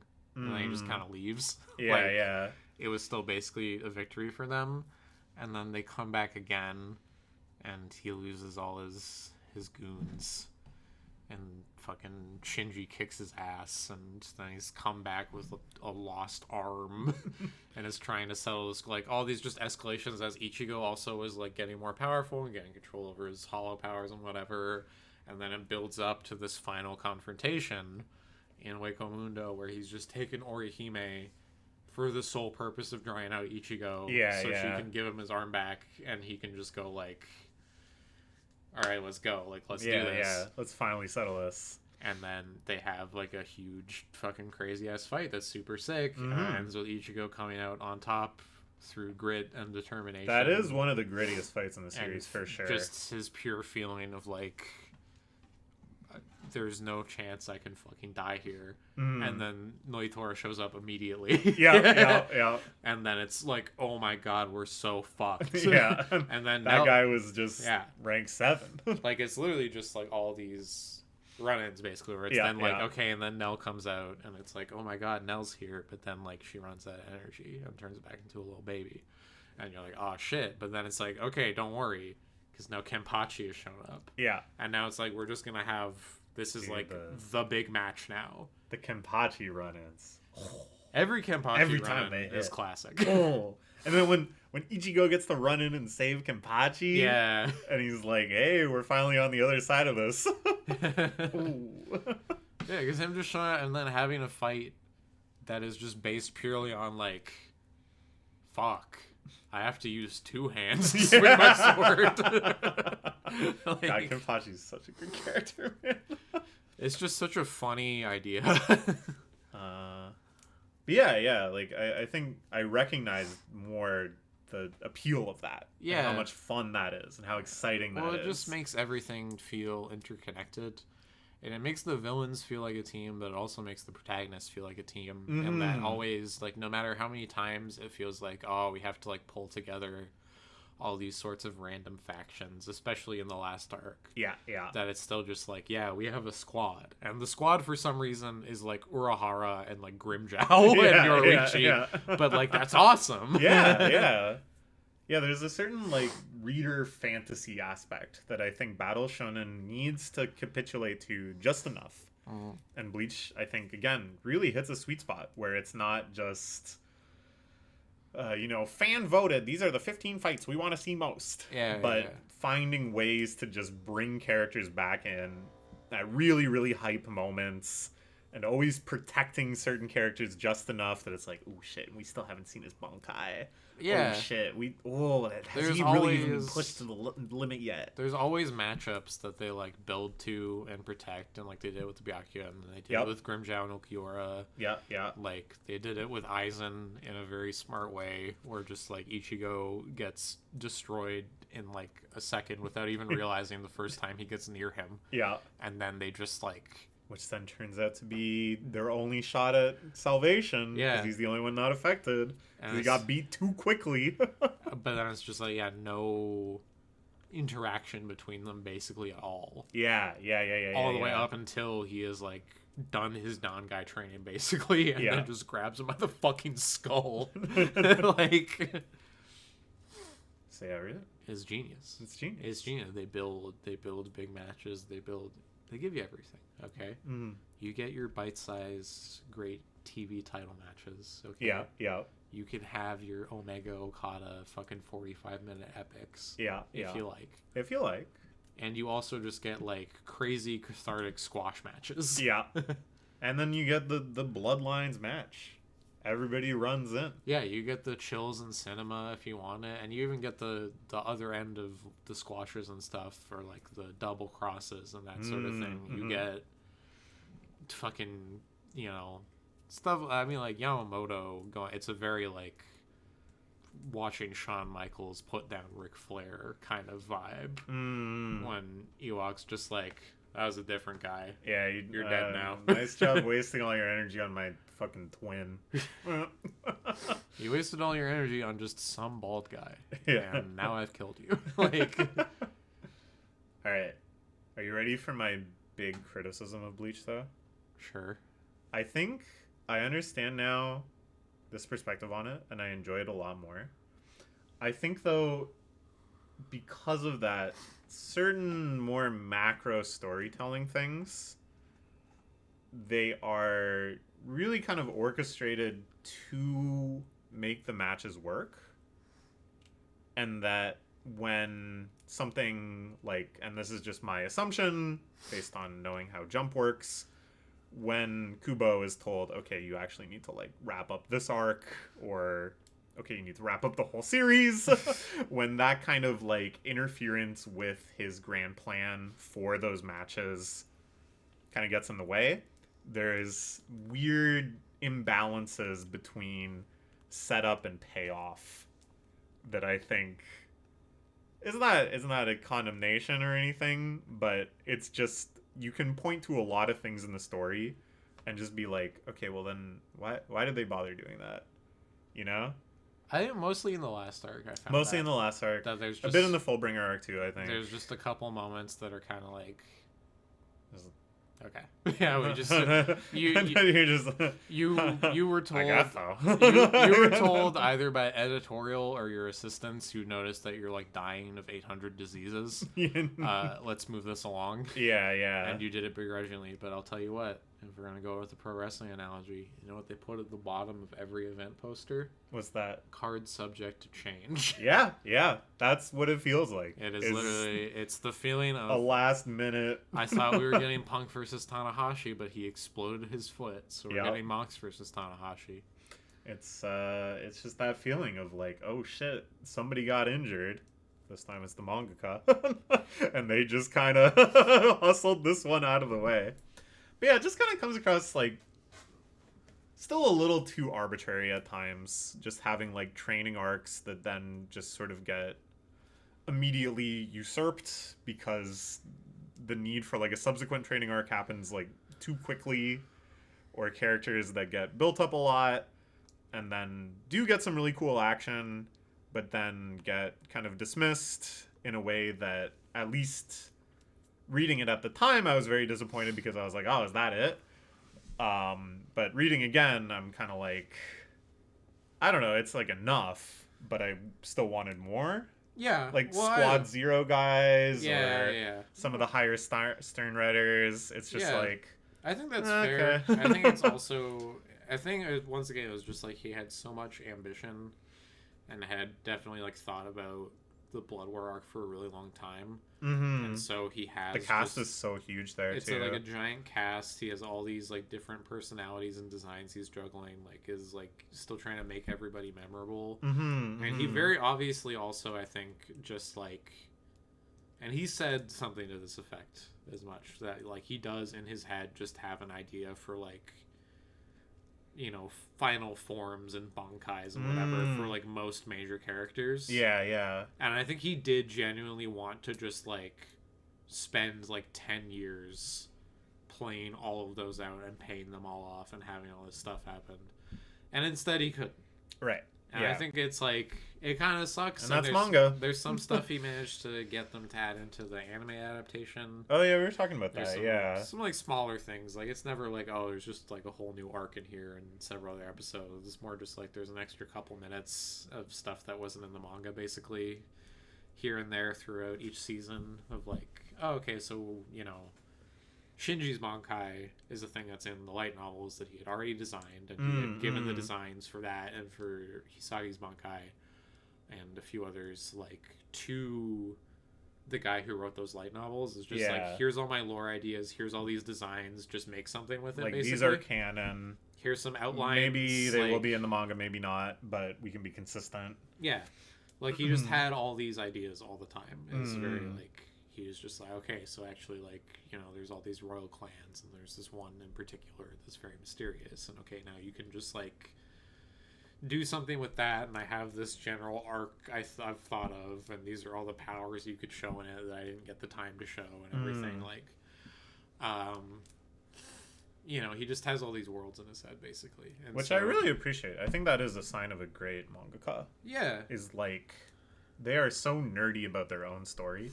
And it can be a double-edged sword, but I think in this case, yeah, it just lends a depth to everything, a potential to everything, because he's writing all of this stuff with all of these ideas in mind. Yeah. That planting seeds, incidentally, and everything. I think ultimately what, you know, the emotion you get from that differs from person to person. What made it work for me is that the emotion I was left with was a feeling of wanting more, but not in a way that I felt like I was cheated. I didn't feel like, oh, well, just like it was completely unsatisfying. It was just like, we got there, and I still liked a lot of what happened, even if it was a little truncated. But I just wish it could have been fully played out. Yeah. But that's like a fine feeling to be left with. Yeah, leave him especially off like an almost 700 chapter series to just be like, yeah, I don't know, it was actually just like really good. I think the issue for me is that this conflicts a bit with just the style of writing the fights, because it's like kind of the battles against the final Steinritters, especially Sternritters, thank you. Not Scott Steiner. Can you imagine that? That'd be really good. The Purple Warrior. I have the letter P. Yes, I'm the P for Purple Warrior. I'm the B for Big Papa Pump. Yeah, it's kind of like you build up these fights against like the Valkyrie guy or the sniper guy or whatever.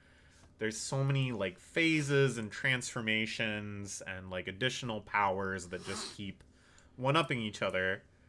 And then it just sort of ends because you watch sucks up all their power, and that's obviously like kind of editorial truncation. Yeah. But it leaves kind of like a weird feeling in your mouth because it just, whereas like if it was your kind of more grip-based fighting, where you weren't having these like form changes or other sorts of escalations, but they were just like squaring off for a while, then it would feel a little more like complete, I guess, a little more subversive, that it just sort of ends without a conclusion. And I felt like this with the Fullbringer arc too, that a lot of like I appreciated the Fullbringer arc a lot more on the reread than I did when I was first reading it. Or when I was first reading it, I was just like, I don't know what the fuck they're doing. Here, it felt like there was a lot more intent and a lot more kind of like thematic resonance, and the mystery I thought hit a lot better once I kind of saw where it was all going from the start. But it still just kind of felt like he had an ambition for this to be like the Arankars or like Soul Society, where you would then get into these very established long battles with escalations back and forth and all sorts of dramatic happenings, and this would, be the meat of it. But then all of the fights wrap up so quickly and all of the twists kind of get all jammed together. I mean, I think in terms of like twists and stuff, maybe it gets a little bit jammed together, but I don't really believe that it was ever meant to be an especially lengthy meaty arc or whatever. Yeah, that's what I wonder. That's what I wonder. I don't know. I think this is like a pretty common trope, right? And it's the thing that like One Piece did to interesting effect, you could say. Okay. Where you have a time skip and then you have an arc that basically just serves to be like, and we're back. Everyone can beat the fuck out of these guys now. yeah, I see. Like, yeah, I think yeah. ultimately the purpose was still just kind of like, hey, by the way, everyone's significantly stronger, because he was like, and what happens next is... Yeah, and will it wasn't require enough. all their strength. And more. But... And the Blood War is definitely more feels that way of like, we just got to do something here to move things along. But even then, it still feels like, I think the whole like absorbing all their powers was going to be a moment that happens, but it might have been more of like they're all like, oh, we've been defeated, and then it's like a whoosh. Or even more definitively, like, we're on the verge of stomping them out. Yeah. And then whoosh. But it really is just in the middle. Yeah, it's just very suddenly. But like, I don't know, it still kind of worked for me. Yeah, It was mostly mostly just cool. the way the actual, like, you kind of just have to make it cool and you can get away with a lot. It was mostly the way the actual final fight plays out felt very much just like, oh, fuck, I don't know. Like, this is a good transition point to my final moment of praise for Bleach, which is it really is far and away maybe like the most artistically interesting battle shonen.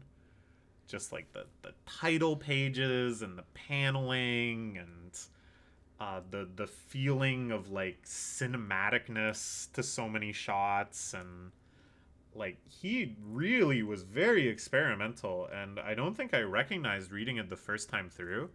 I think only having read like 1,000 manga since then do I really appreciate like how much effort and how much artistry he was putting into functional structural parts of it. yeah. Like the title pages, like I could go on all day about just like how brilliant so many of the title pages are. Like the title The drop integration on, of the title drops Yoroichi's and- ass cheek.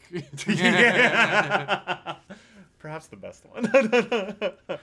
But yeah, I it's like I feel stupid to have not appreciated that more as a kid. But again, I was reading with a hater's mentality. Yeah. Well, I think that's always what really set it apart, is that it just does have like the coolest art style to me, and the most like, because he just always was drawing the like volume bonus pages and interstitials and stuff of just like, what if they were all just in like some random high fashion I saw in, like, a magazine, Yeah. like he's interacting with the real world and pulling stuff from it for design and the way things look in the background, that just makes everything feel like super sick and like, you know, custom, specially made, and that sort of feeling. Everything feels very crafted. And it's like, you don't really get that from a lot of series. No, yeah. Like, even if we just look at like My Hero, JJK, and fucking Demon Slayer. Like, Great art. great art, but not like super artistic. Yeah, I don't know. Like, it's a thing where like I would say My Hero has like the most visual identity in terms of like, It has like the American comics kind of. well, not just the vibe not and- just like the American comics vibe in terms of like purely art style or whatever, but just in that like there are like unique buildings and just street layouts and things like that kind of feel interesting, because like Jujutsu Kaisen I really enjoy. I thought it was really good and really fun, but it is just ultimately like they're just like in Japan. Yeah. You know? Yeah. And Demon Slayer is just they're in old Japan. yeah. And like, at least with the sort of like sci-fi futurism sort of ideas that My Hero has, it at least like on some level delivered on the concept of like There's They're in a different version of a Earth. yeah, this is like a different society that has been suited to fit different needs. And Yeah. like Bleach, to be fair, is not even really that, because it is just like the world is normal, but some people can see ghosts. But then you get to Soul Society. Then you get to Soul Society, you get to Wake Waco Mundo and stuff that feel like they have their own Mundo is like very cool. big ideas about things, and with the fucking, I forget even what it's called, but like the Quincy shit that gets plopped down in the middle of Soul Society, like But the it's, whole German, very German, yeah. brutalist, like all that kind of stuff. Like it's just like distinct visual identities, and even just like Karakura Town feels like an interesting place, and not just like he accidentally started drawing like a slice of life anime and then was like, I don't really want to do that. Like it has distinct buildings and stuff. Like I don't know. It's like a really, I like that there's also it's a weird thing to harp on, but there are just like so many series you read where it's just like that is just it's not given any thought. Yeah. It's not given anything. Like yeah, I think the opening arcs I enjoyed a lot, and it's largely because he made Karakura Town have its own weird local celebrities and it gives fads. it has like its own community and geography and all these different feelings that like makes you understand where everything exists relative to each other. Which once again is another thing Tokyo Ghoul was really good at. Yes, yeah.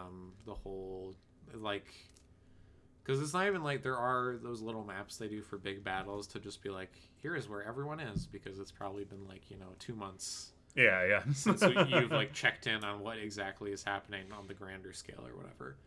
But like it is always just put in context, like all the different wards, all the different buildings. And it's like even and it with feels it being like plausible. A more average sort of Tokyo type setting, it still just has like unique spots and interesting places, and then like the real places Tokyo that have stuff, reputations, and and the real Tokyo stuff is like integrated. Because like one of in the lead up to one of the last arcs, the whole conceit is just like, we need to find food, but we can't go into the main city anymore, so we just need to go to Aokigahara and like farm as many suicides as we can, like, and just get all the bodies so we can eat, like.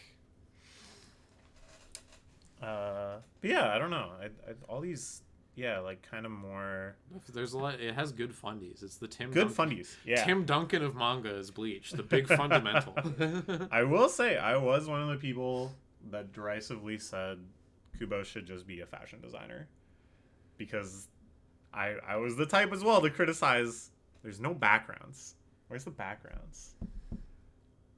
And it's true. There's no backgrounds in a lot of the later chapters. But who cares? The artistry on display is still so above and beyond like 90% of Battle Shonen, just through the fundies, just through interesting paneling, through interesting title pages and title choices. Well, it's like through small moments of characterization. You don't even need constant backgrounds. If yeah, you are like good at actually still like portraying space. Yes. Like he understands where things are relative to each other at all times, and it makes you understand that. So the fact that some of the stuff is just kind of happening in a white void is like whatever. Yeah, that's fine. And it kind of works. You know where they are. Well, and it works in service to the fact that most of these fights are in and around like a giant white castle. Yeah. So it's kind of is like, okay, well, you gave yourself like a reason for there to not be like a lot of background objects. And do you really want to just draw the big white castle over and over and over again? Like, yeah. Well, it's the thing that people have decided to disengage with it, and they start asking questions that it's like, do these really matter? Yeah.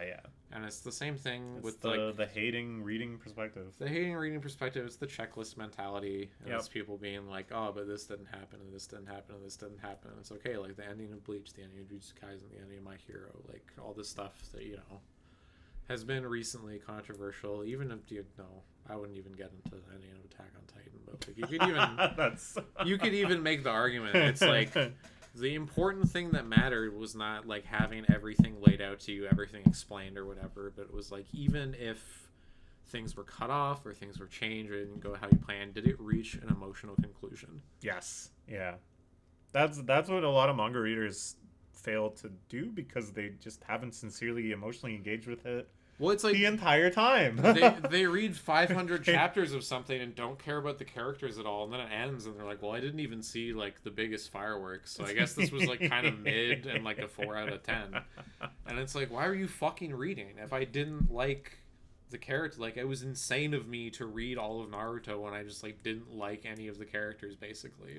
And we'll do it again. That was like a psychotic thing for me to do as like a 14-year-old, but at least I was like 14. And then I got older and had thoughts about things that like actually mattered and like had art touch my soul. And then suddenly it was like, oh yeah, well, you know, when you read the ending of My Hero, it's like, yeah, well, I followed it for this long because I bought in to the characters and the world. So the fact that they reached like an end point is like what actually mattered.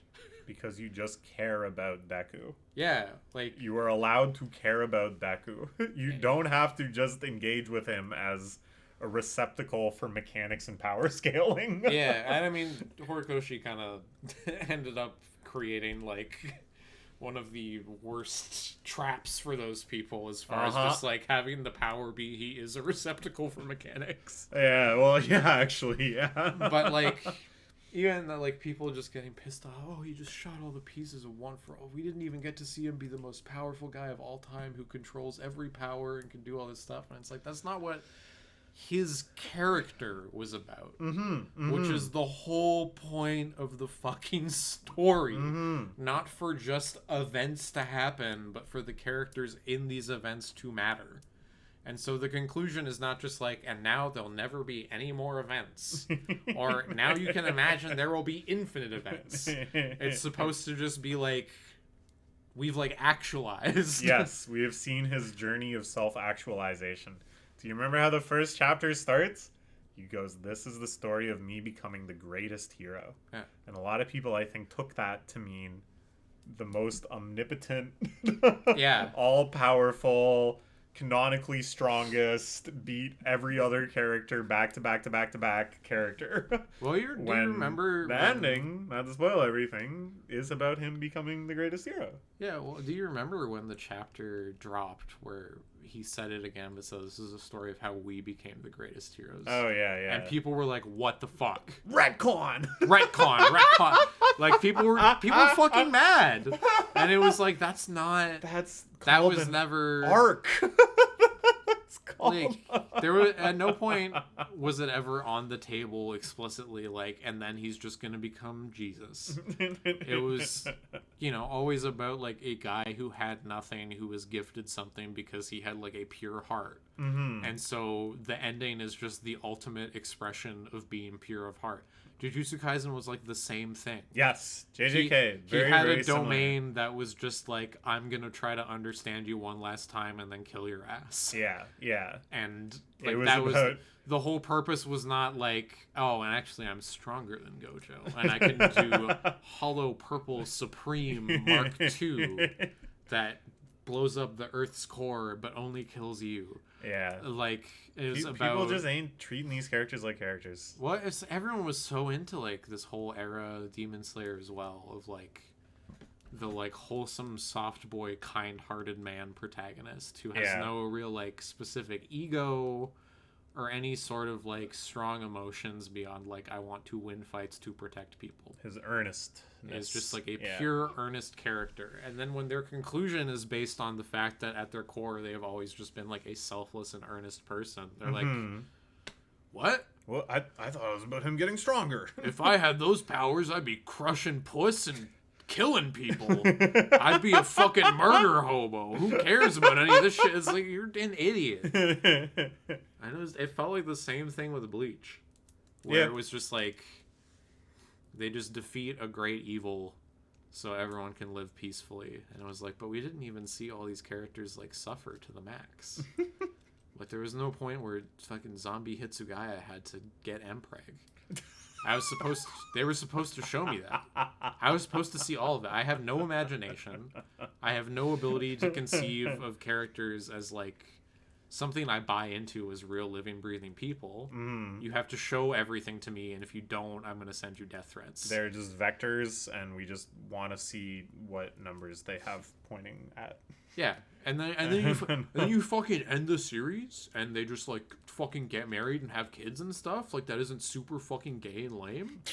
When it should just be like, yeah, 10 years later, they're all missing eyeballs and ears, and their thumbs are gone, and they're like, I just want blood. Like, because that's just the logical conclusion of that to me. Mm-hmm. Where it's like, these people aren't real, so it doesn't actually fucking matter what happens to them. But, like, you should, if you're reading it, you should care a little bit. Yeah, that's kind of the point. Man, that was a lot of just like, a lot of straw man and random That's arguments okay. I've been annoyed by over the past decade. But That's what making videos is all about. yeah, They're not here. They can't say shit. read Bleach. You don't like Bleach? I already told you what to do. I got an indoor pool. I got an outdoor pool. I got an indoor basketball court. I got an outdoor basketball court. I got 6 Rolls Royces outside and 3 Bentleys. My girlfriend's got her own Bentley. I do? Yeah. Wow, that's awesome. Yeah. Isn't that exciting? Shout out to Ray J. Alright, I got one more series to talk about. Oishinbo! Yum, yum, yum. So I've been reading this one now. This is kind of the next big series I'm tackling. And then Naruto. I guess. This is a food manga that was running pretty much nonstop since the 80s. One of the longest manga out there. Has now been on indefinite hiatus since 2014. Maybe get into why. But valiantly, someone recently has launched into a full-scale scanlation project of this. They're about 200 chapters in. I have read about 2/3 of them now myself. They're doing a fantastic job with extensive translation notes about all of the different dishes after each chapter. Really well researched, really well translated. It's just the kind of thing that gives you hope for humanity in the otaku context. This is indeed a food manga, which is a special interest of mine, combining my 2 great loves, food and manga. The premise is a newspaper is trying to put together the ultimate tasting menu for its 100th anniversary. They want to compile all of the most decadent and wonderful dishes in one complete menu, and they assign 2 unlikely heroes in order to do all of the research and recipe creation and stuff for this. Kurita, who had just started at the newspaper, who's like a very bubbly, genki young woman who is excited to learn about food. Excuse me. And Yamaoka, who comes across as a moody, aloof, binge drinker, problem gambler, layabout who does no work at all at the newspaper, but turns out to be a gourmet genius who knows everything there is to know about food. And basically the formula for this series is every chapter they get thrown into some sort of problem. Oh man, my new girlfriend's father disapproves of me. Why? Well, he came over one day and I cooked a dish for him and then he got really upset. And then Yamaoka goes, try making the dish again for me. And he goes, no, I'm sorry to tell you, but your future in-law is right. This dish is horrible. And then he explains to you how to make the dish better.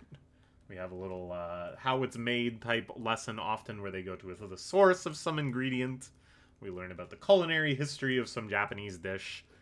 And then, the problem is solved. The other recurring character of major focus is Yamaoka's father, who runs the exclusive gourmet club and is known as the city's top gourmet and food critic. He is always clashing with Yamaoka. And near the beginning of the series, they give a really tragic origin story to their animosity, which is that his father's relentless pursuit of gourmet drove his mother to suicide. And then, as they decide later that he actually should be a little bit more of a balanced character that actually sometimes helps out Yamaoka, they seem to have kind of forgotten about and disregarded this element. It's a really, really fascinating series for somebody like me that loves learning about food. I am just endlessly engrossed. I've learned about so many niche dishes and cuisines and Japanese food history. Really, really fascinating stuff. Has definitely added many, many items to my bucket list of delicacies and cuisines. It's also just very fascinating as a cultural artifact, as something written not just in the 80s, but something that was being written about like contemporary Japanese society, contemporary Japanese cuisine, food trends and fads of the era. You know, there's chapters where they're talking about the ice cream boom. My God, have you heard of this? They call it ice cream. Another one about hamburgers, that vulgar food from America. Could there be hope for the humble hamburger, or is this just trash that's westernizing our nation? Generally, it has a very open-minded perspective on food, which I like.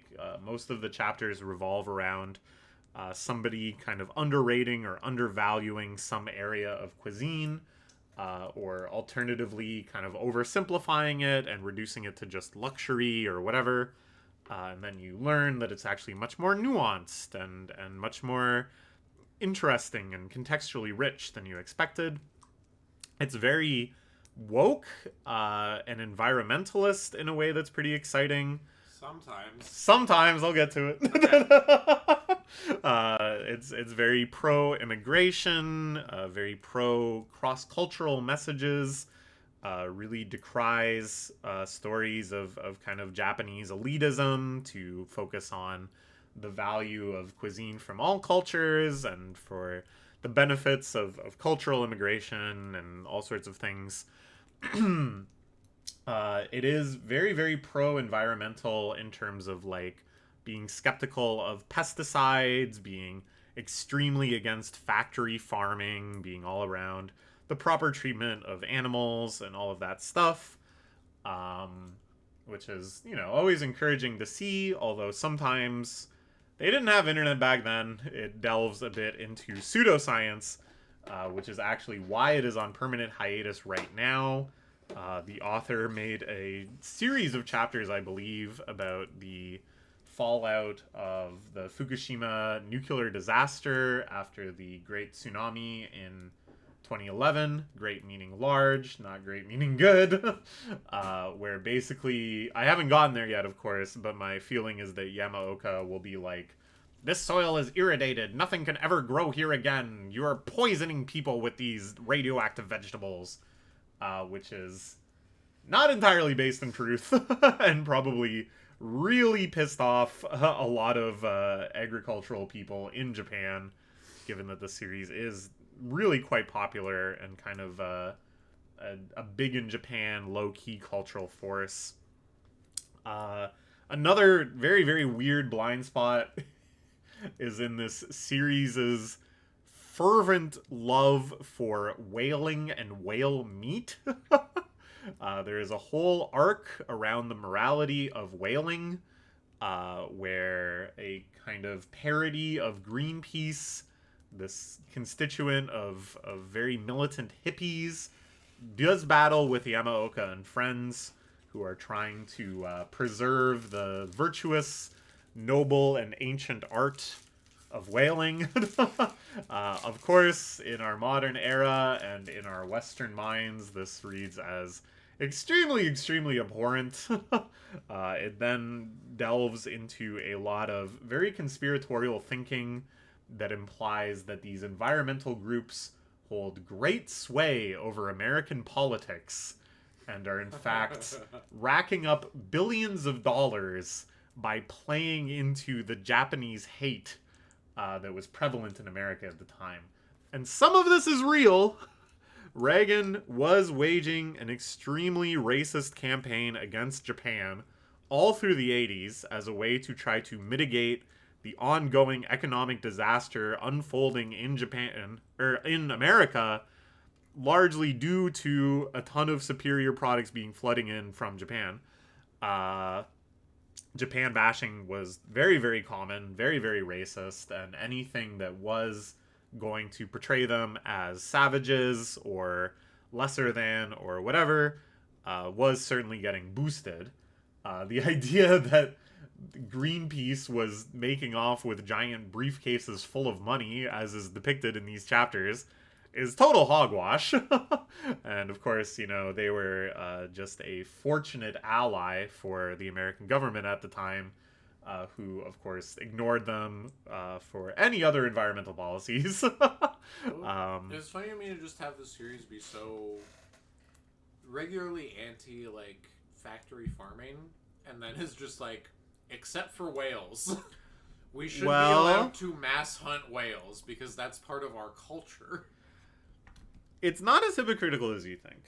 I kind of get it, but it's sort of like you can't actually replenish that population in the same way that you can with cows and chickens and whatever. Yeah. Not that the conditions for those are good either. Yes. But it's just like a way different scale. Yeah. Like, it does actually make some pretty strong arguments. And basically what the series kind of like confronts you with is, can you really make a moral argument for not eating whales that you can't also make for like pigs and cows? And I don't really think you can. Pigs and cows are already extremely intelligent. They already have family dynamics and empathy and can express emotions and individuality. And yeah, there's no moral argument. It's the same as animal. But that's just it. Yeah. It's just an environmental argument of like you will destabilize an ecosystem. Yes, that is it exactly. That. For better or for worse, we have built up this gigantic appetite for meat. The amount of appetite we have for meat can only be met with domesticated animals that we have bred for many, many generations to just have the maximum amount of output of meat. Even then, it is not environmentally stable. Yeah. Even then, we are cooking ourselves. Destroyed a lot of ecosystems and still are to make this keep going, but it's like, just don't just add another animal. Yeah, don't be like, do it more, and now to whales. Like, everyone gets away because it's just this like bizarre straw man they construct that's just like evil businessmen who are like, well, we want you to stop whaling so we can make more money. Yeah. It's nonsense.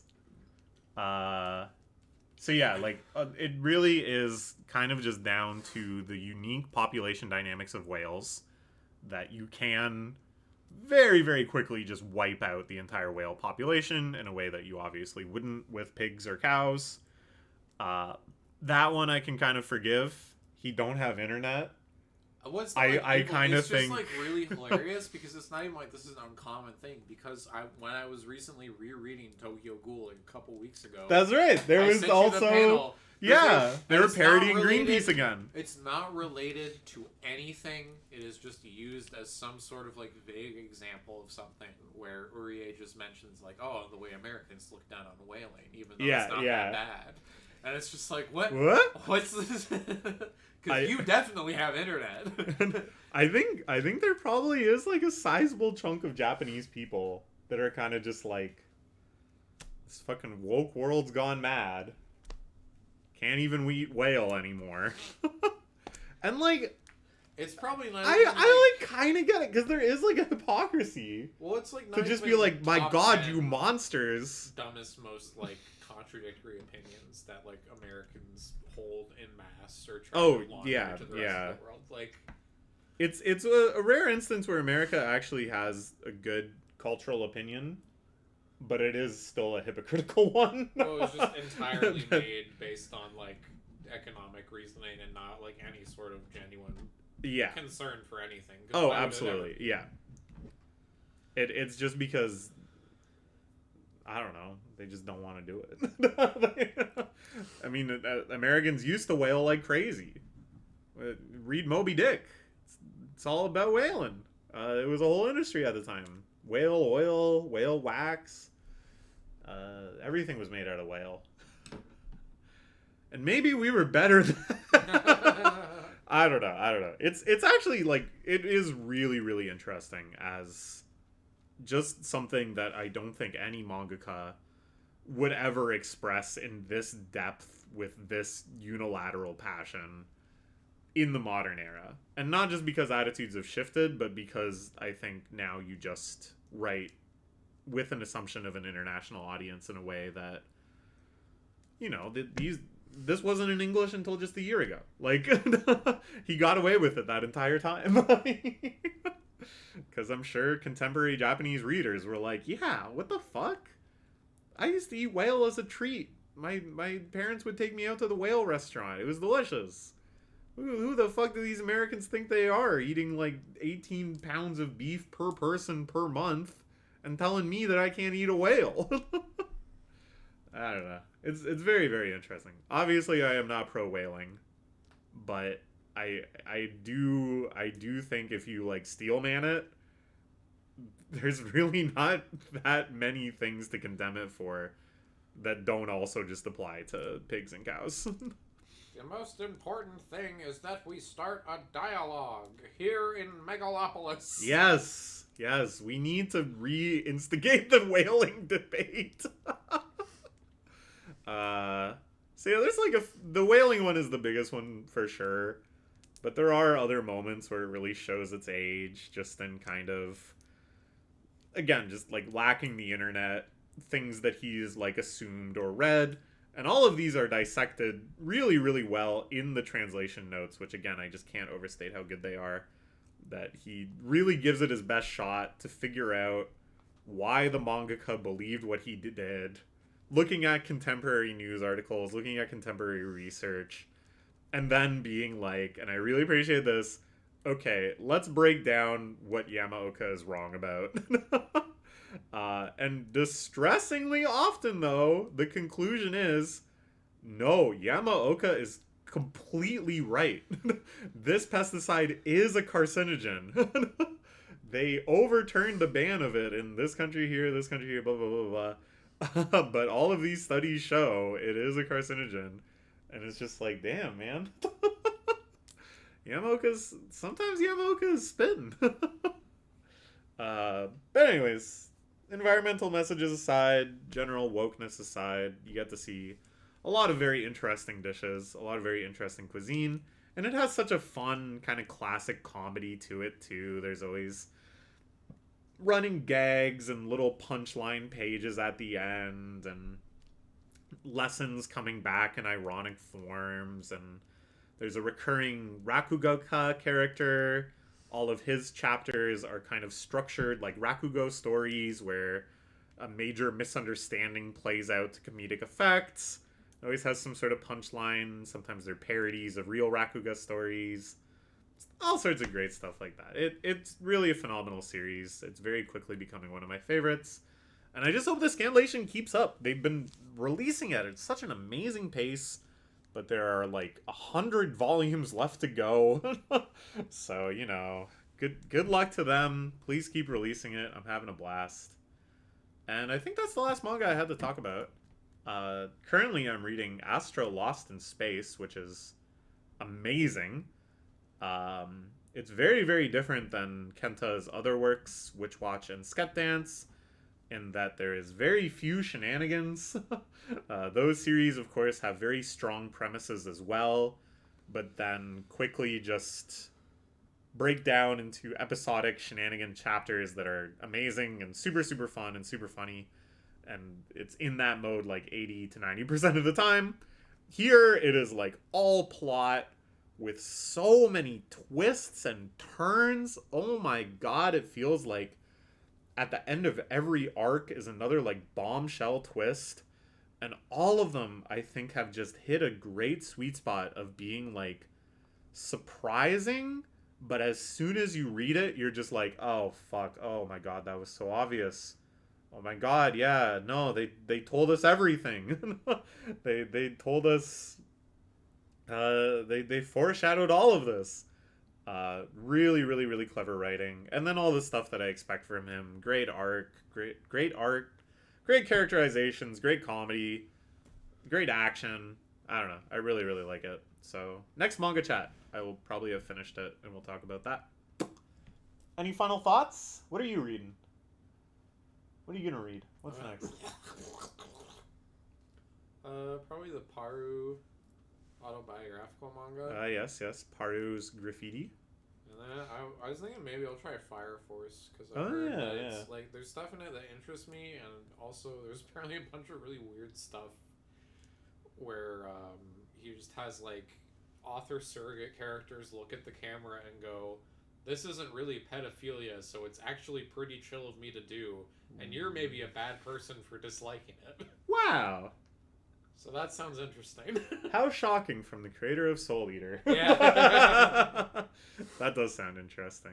All right, maybe we'll hear about that next time too. Bye-bye.